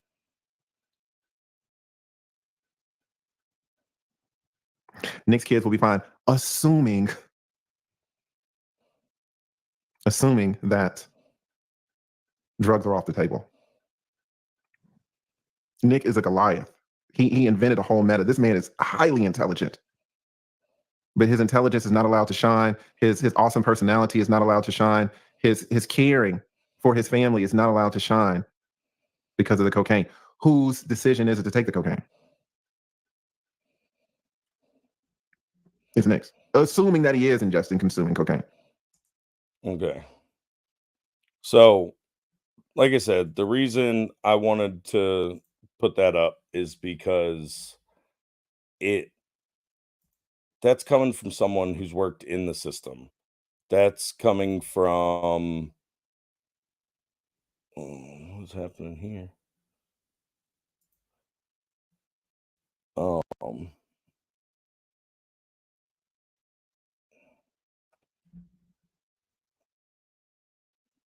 There we go. Sorry, my screen was freaking out.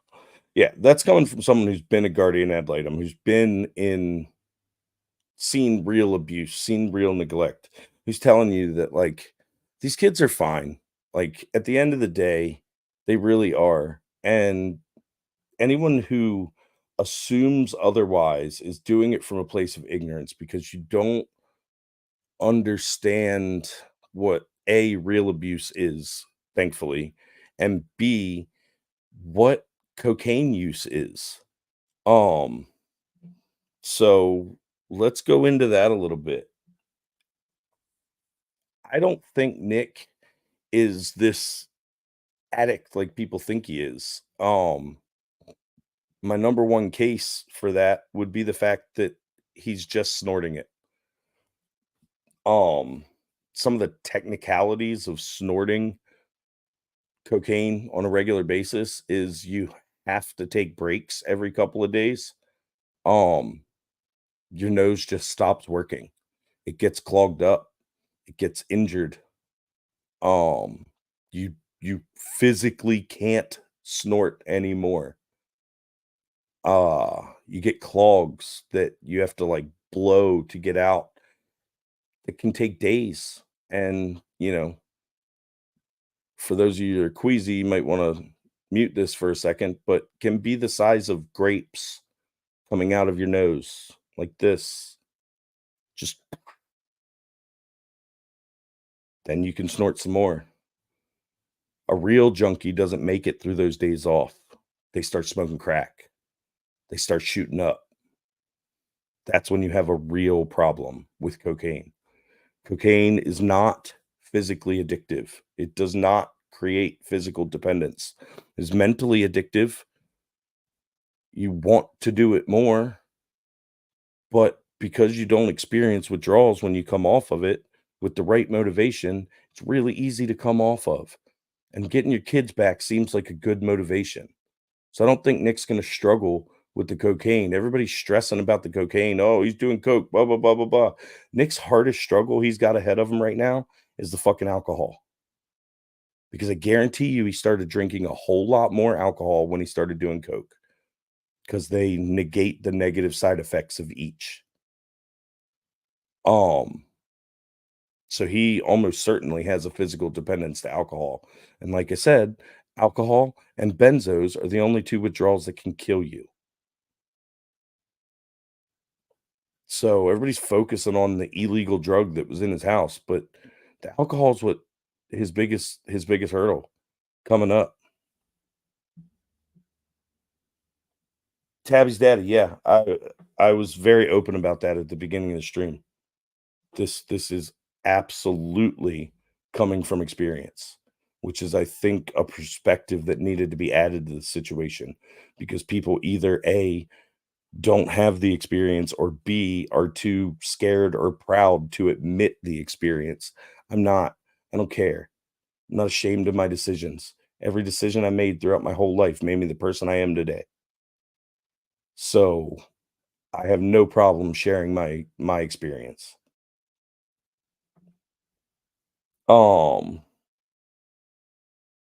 Raph, it's a sound block over my mic. It's not actually the mic that's big.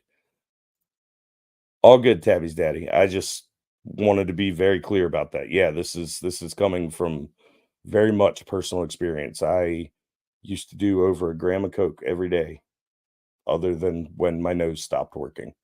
The hardest part about stopping was feeling my nose, was feeling my nose again. It was the hardest part about stopping, was the pain that I felt when my nose was no longer numb. Um, Correct. They do make coke-ethylene, Sean, and that is what you saw when Nick was streaming. That's where you get blackout like that. But at the same time, if Nick's blacking out like that, but Kayla and April are in the house, then it's not, um, it so what? Like, have you guys never had, this is my question, everybody's like, "Oh, he had that bad stream, it was so bad." Have you guys never had, like, someone in your family die or go through a divorce or something like that where you had a bad day and you fucking drank too much and you, like, stumbled all over yourself, maybe fell and busted your knee open, maybe threw up on the fucking floor? Like, has this not happened to people? That stream was on the day where Nick found out that he had spent tens of thousands of dollars for Randazza to try and make novel law in Minnesota and lost. And now Nick was going to have to spend tens of thousands of dollars more to go through discovery in this lawsuit with Monty. I don't know what that feels like, but I gotta imagine it doesn't feel good. I gotta imagine I'd want to have quite a few drinks that night too. Like, Jesus Christ, just because the man fucking hops on stream and does it publicly, like, that's the thing people have an issue with, which doesn't make sense. Like, that's his fucking brand, is he's the whiskey lawyer. Like, why does this shock people? But for people to act like you've never gotten blackout drunk or fucking intoxicated in some way to cope with a bad experience, I find it hard to believe that this many people have never done that. Um, hey, no problem, guys. This is what I'm trying to do. I think I have a perspective to add to this that a lot of people don't. So I'm gonna add it. Um, yeah, that was fucking retarded. Like, but it's not criminal. It's not child abuse. It's not anything. It's Nick making a stupid decision that affects Nick. Like, who the fuck cares? Why do people care so much about other people's personal life online? Like, did you care? I mean, I was never someone that cared about like the celebrity gossip, but I guess these are the same people. It's just now they focus on YouTubers instead of what's in the National Enquirer. Like, it doesn't make any fucking sense to me.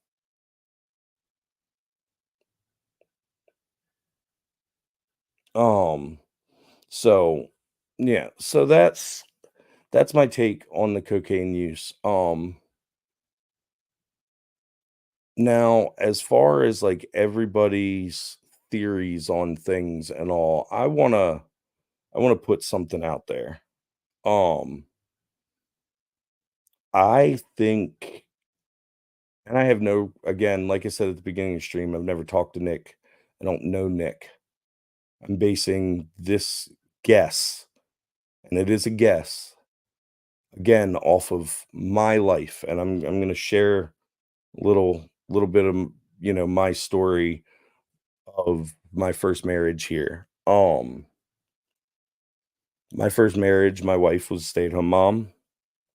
We had 2 kids. The first time I realized anything was wrong, I found the autobiography of Nikki Sixx from Motley Crue in our house, signed "To My Love," and I didn't buy it. And that was a problem. And my wife gave me a bunch of excuses. Oh, it was just a friend. blah, blah, blah, all the normal stuff. I didn't want to lose my family. I was terrified of going through family court. So we tried to work it out. In the course of trying to work it out, we started doing drugs because it made life easier. On top of that, we started experimenting with our own forms of debauchery. I'm not Aaron M. Holt. I'm not going to go into any lurid details. I'm not saying it's not what Nick did. I'm not saying it is what Nick did. I'm not going into any of the details. We'll just stick with we experimented with our own forms of debauchery. And it didn't help anything. Made things worse. Fighting got worse. Drugs got worse. Alcohol got worse. My wife spent a lot of time in her room. She had horrible, part of trying to fix things was we had our third kid. She had horrible postpartum depression in her bed all the time, begging me to let her end herself. Fights all the time. I was working 70 plus hours a week, pay the bills. I'd come home. I'd have to do the cleaning. I'd have to do the cooking. Some days the only thing that got me through it was the drugs. Some days the only way I could be there for my kids was the drugs. Drugs keep you from meeting your maximum potential as a parent. Drugs do not guarantee that you drop to your lowest potential as a parent.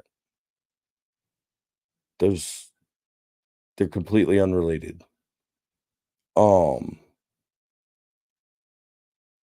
But we kept pushing. No, I was not a furry. God, I would have ended myself for that one. But so we kept going. Like I said, fights kept happening, stress kept happening, drugs kept happening. Until one day I got a call from my landlord asking me if I got a new car while I was at work. Well, I hadn't gotten a new car. That was the car of our oldest son's best friend's dad at my house while I was working. I found out my wife was having an affair, full blown at my house, in my bed. And that's when I had enough and it was done. And then the drinking and the drugs got real bad, like real bad. And I didn't see any way out of it. The guy moved into my old house. I was sleeping in my car. And then one day I decided that I wasn't going to be sad about her anymore and that I was going to fight for my kids. And I stopped everything except smoking weed and drinking occasionally in moderation, not getting shit-faced drunk and passing out listening to sad 90s songs.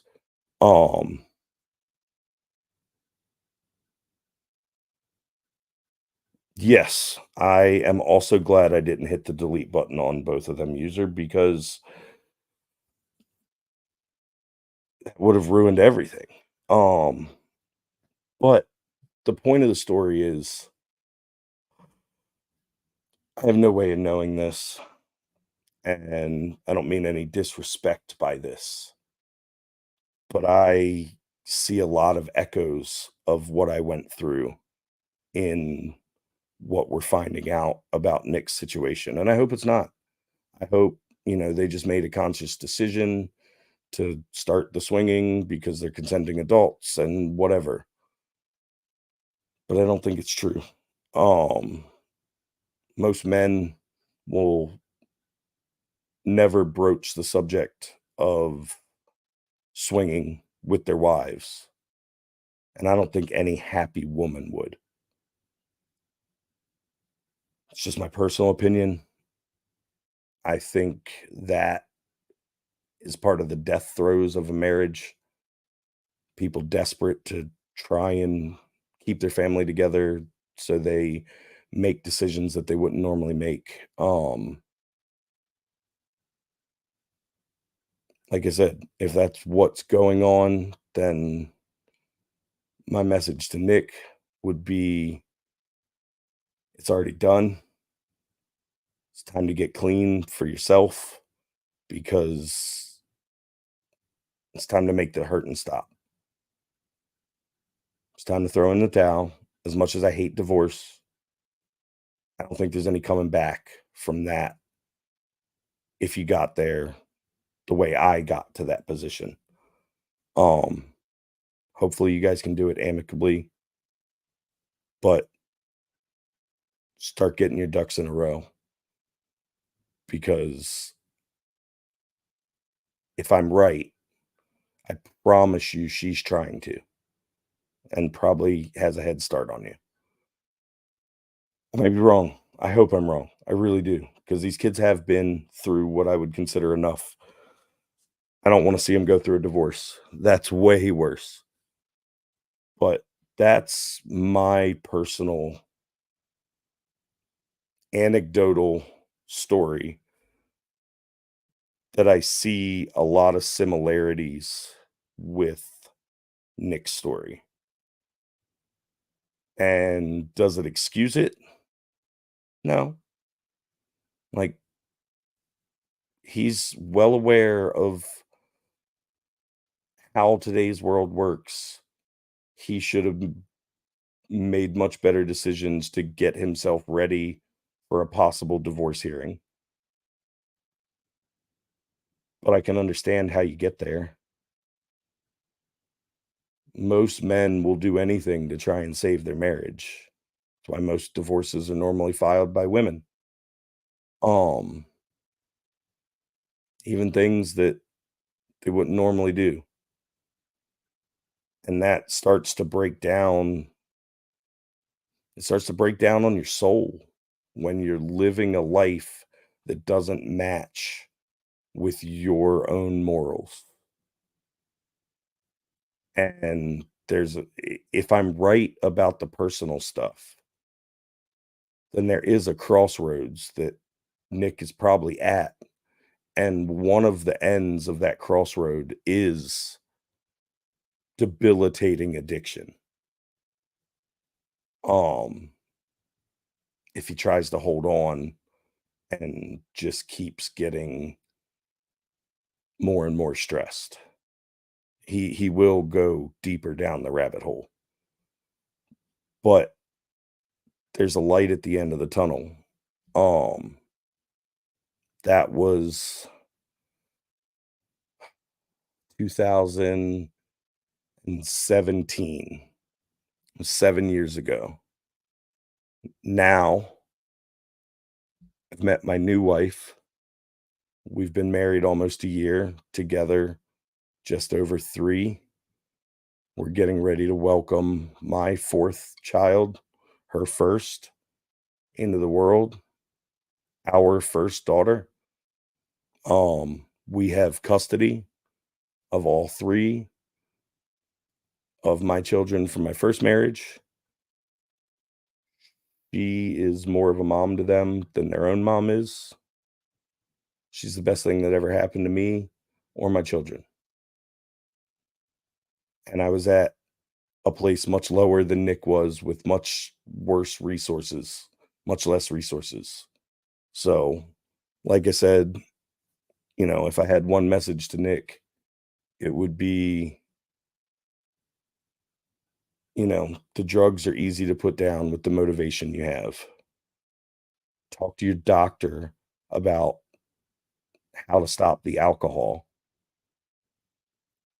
and really look in the mirror if there's any personal issues happening, and figure out if you're lying to yourself about if it's salvageable. If you are, then it's time to make the hard decision, because that's the only way you're going to move forward and you're going to get better. Which I want I want to see you get better. Everybody wants to see you get better. I don't know how bad you are, but I know you're worse than when most of us started watching you. So that's uh that's my alternative theory that I would like to put out to the world to maybe at least show people that, you know, things aren't always as they seem. And Nick has said that. He said that you guys don't know the details. Maybe you never will. And everybody interpreted that as, oh, the cops are setting me up and this and that. And then you got Barnes talking about like how he's being targeted by the local police and all. And all of that could very well be true and be basically irrelevant to the overall situation. Um, yeah. So don't be so quick to judge people when you see a couple hours of them a week and you read a bunch of stuff on a website full of retards. So, Vanessa, yeah, that's hard. Um, it's hard, and I'm sure I'll be called all sorts of cucks and this and that because my wife had an affair on me. I don't care. I really don't, because what I went through was hard as shit. Um, Probably one of the hardest things I've been through in my life. But if somehow that story gets to Nick and helps him not, you know, not make some of the mistakes I did, then it makes it just a little bit worth it if it can help anybody, not just Nick. If there's anybody out here watching now that hears echoes of their life in my story, like, it can get better. Life can get better, but it never gets better until you accept the reality of what your life is. You can't hide it with drugs. You can't hide it with substances. You can't hide from it. It's gonna catch you eventually. So be the master of your own life, make the tough decisions, and keep pushing forward because that's all we can do. So, um, I don't know. That's kind of all I really had planned to say on this. And go through some of these.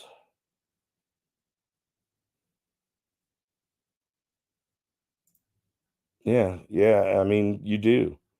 That's it's what people do. It's pretty normal, and the fact that people are just acting, I don't know, they're forgetting any of their own personal hardships and difficulties in life when they're, you know, coming after Nick. And a lot of them claim to be Christians, and they're offended by his, you know, hypocrisy or his sexcapades.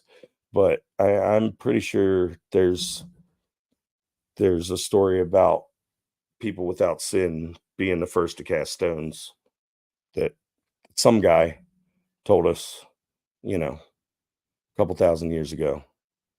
So I think some people should take to that lesson. I'm gonna scroll through here and see.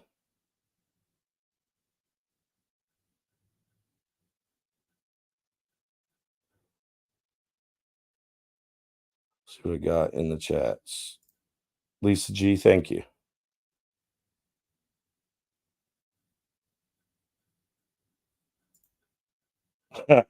Facts. Also, I traded up and newer, so that's also a possibility out there, Nick. Trade in for a newer model.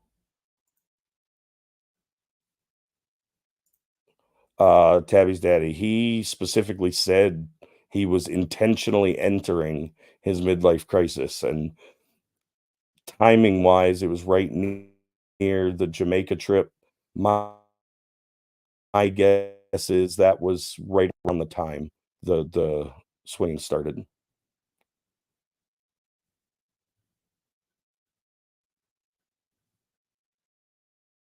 Um, Max is an alcoholic. Whiskey's not in a mental hospital. He has alcohol brain.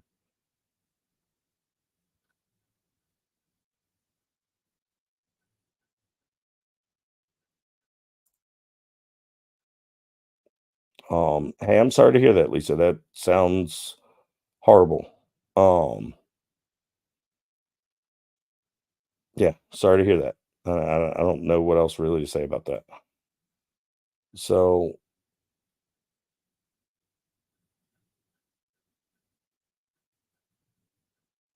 yeah, and hey, the memes are funny as shit, and I think Nick will appreciate them. I know he's actually asked in his locals for people to archive them so that when all's said and done, he can come back and laugh at them in the most appropriate manner. So, meme away, guys.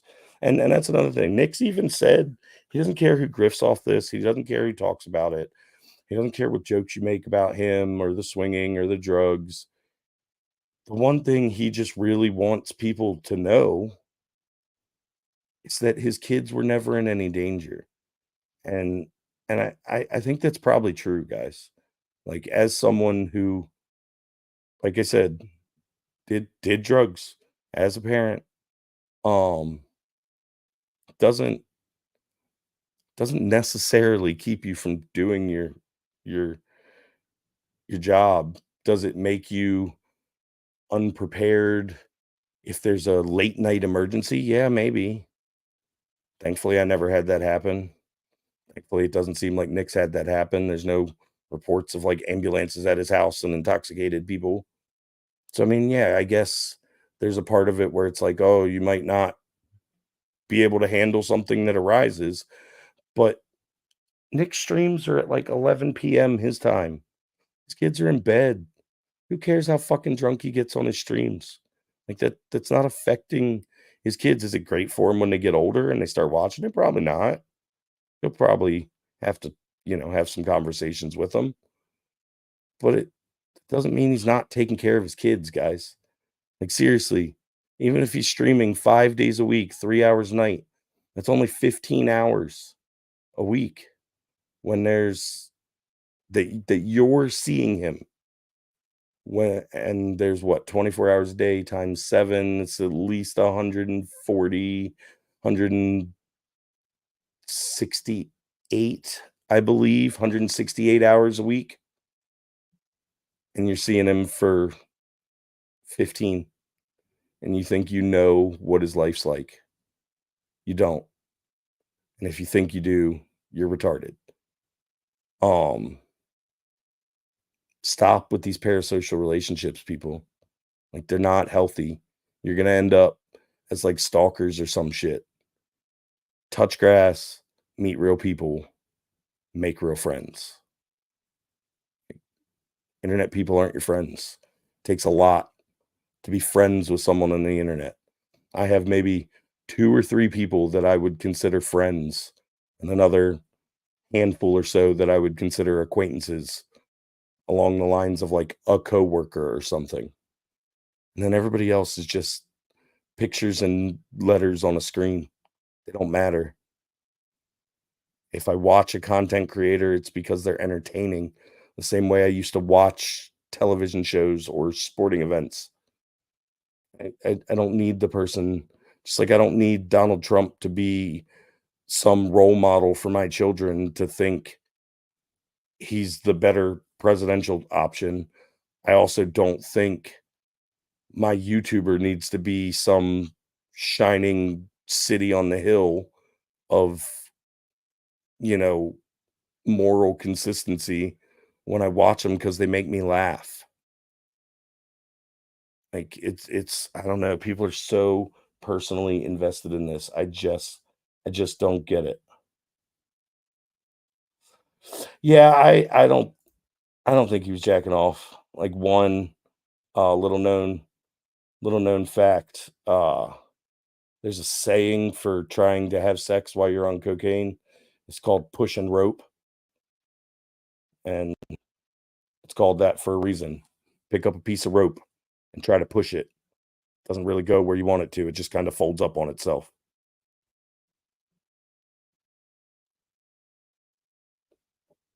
Hey, what's up, Pyramid 7?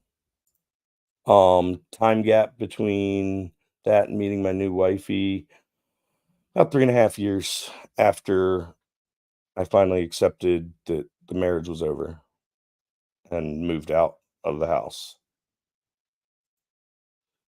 Exactly, fire goddess. You know, judge not lest ye be judged. So, um, yeah, fire goddess is good people. So are you though, Vanessa. So are you. Don't sell yourself short. Um, all right, well, I haven't heard from, let me make sure. I haven't heard from anybody on hopping on here. Reached out to a couple people, but it doesn't seem like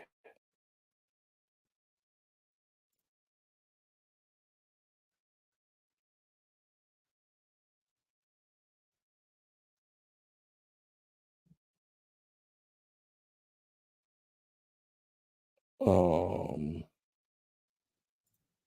yeah, I didn't hear back from anybody, so no one wants to come chat with me. Um it's okay.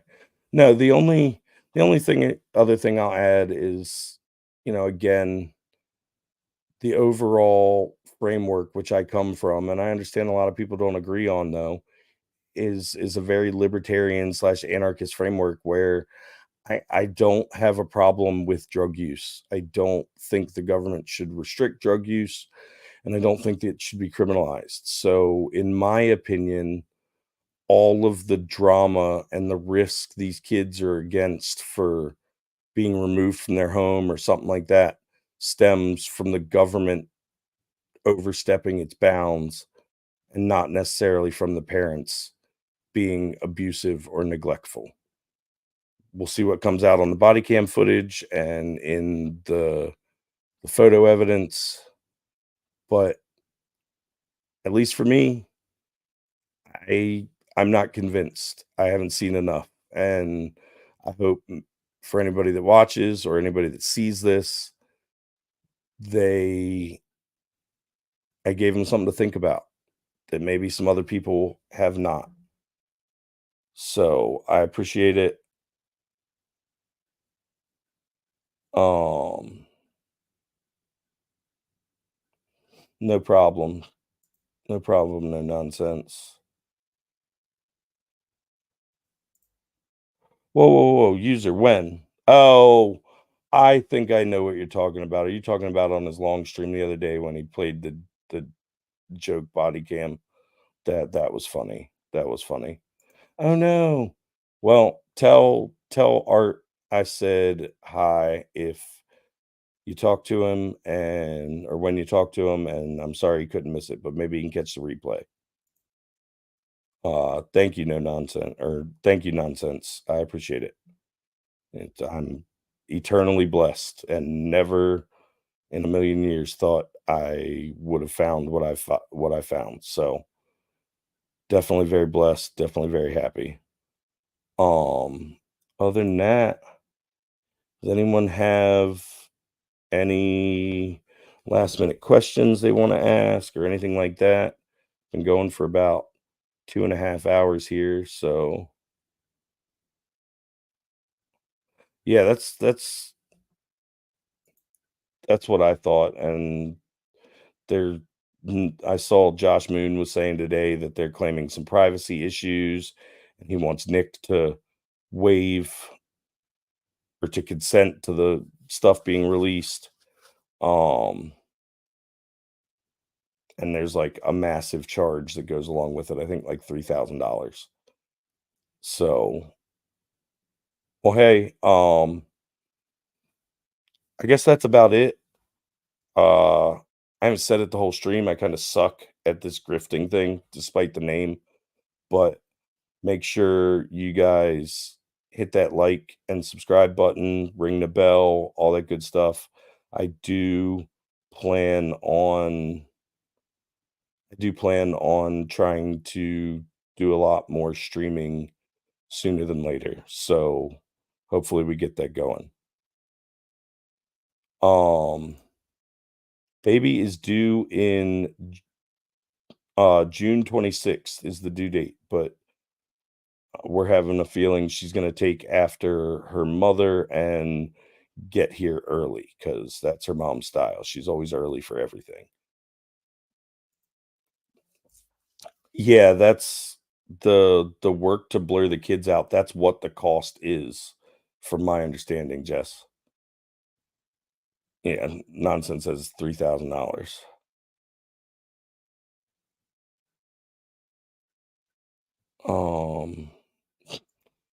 Yeah, fucking Josh is a fucking moron.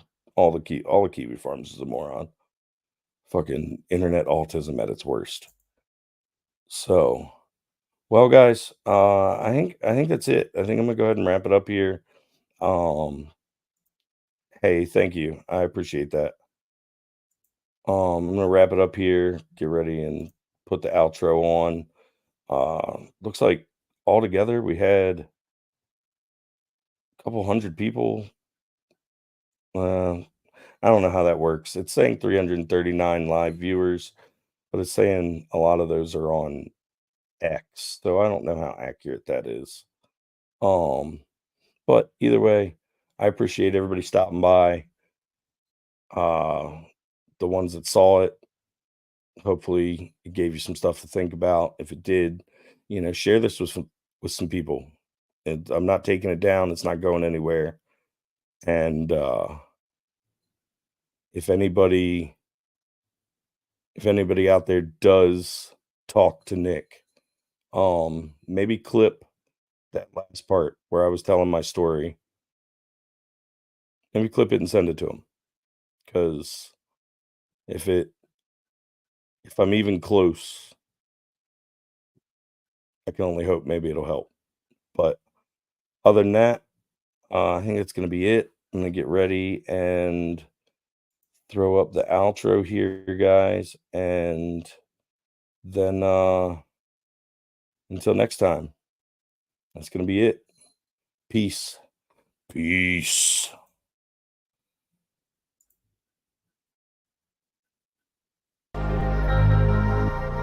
Grifting. Grifting. Grifting. Grifting. Grifting. Grifting.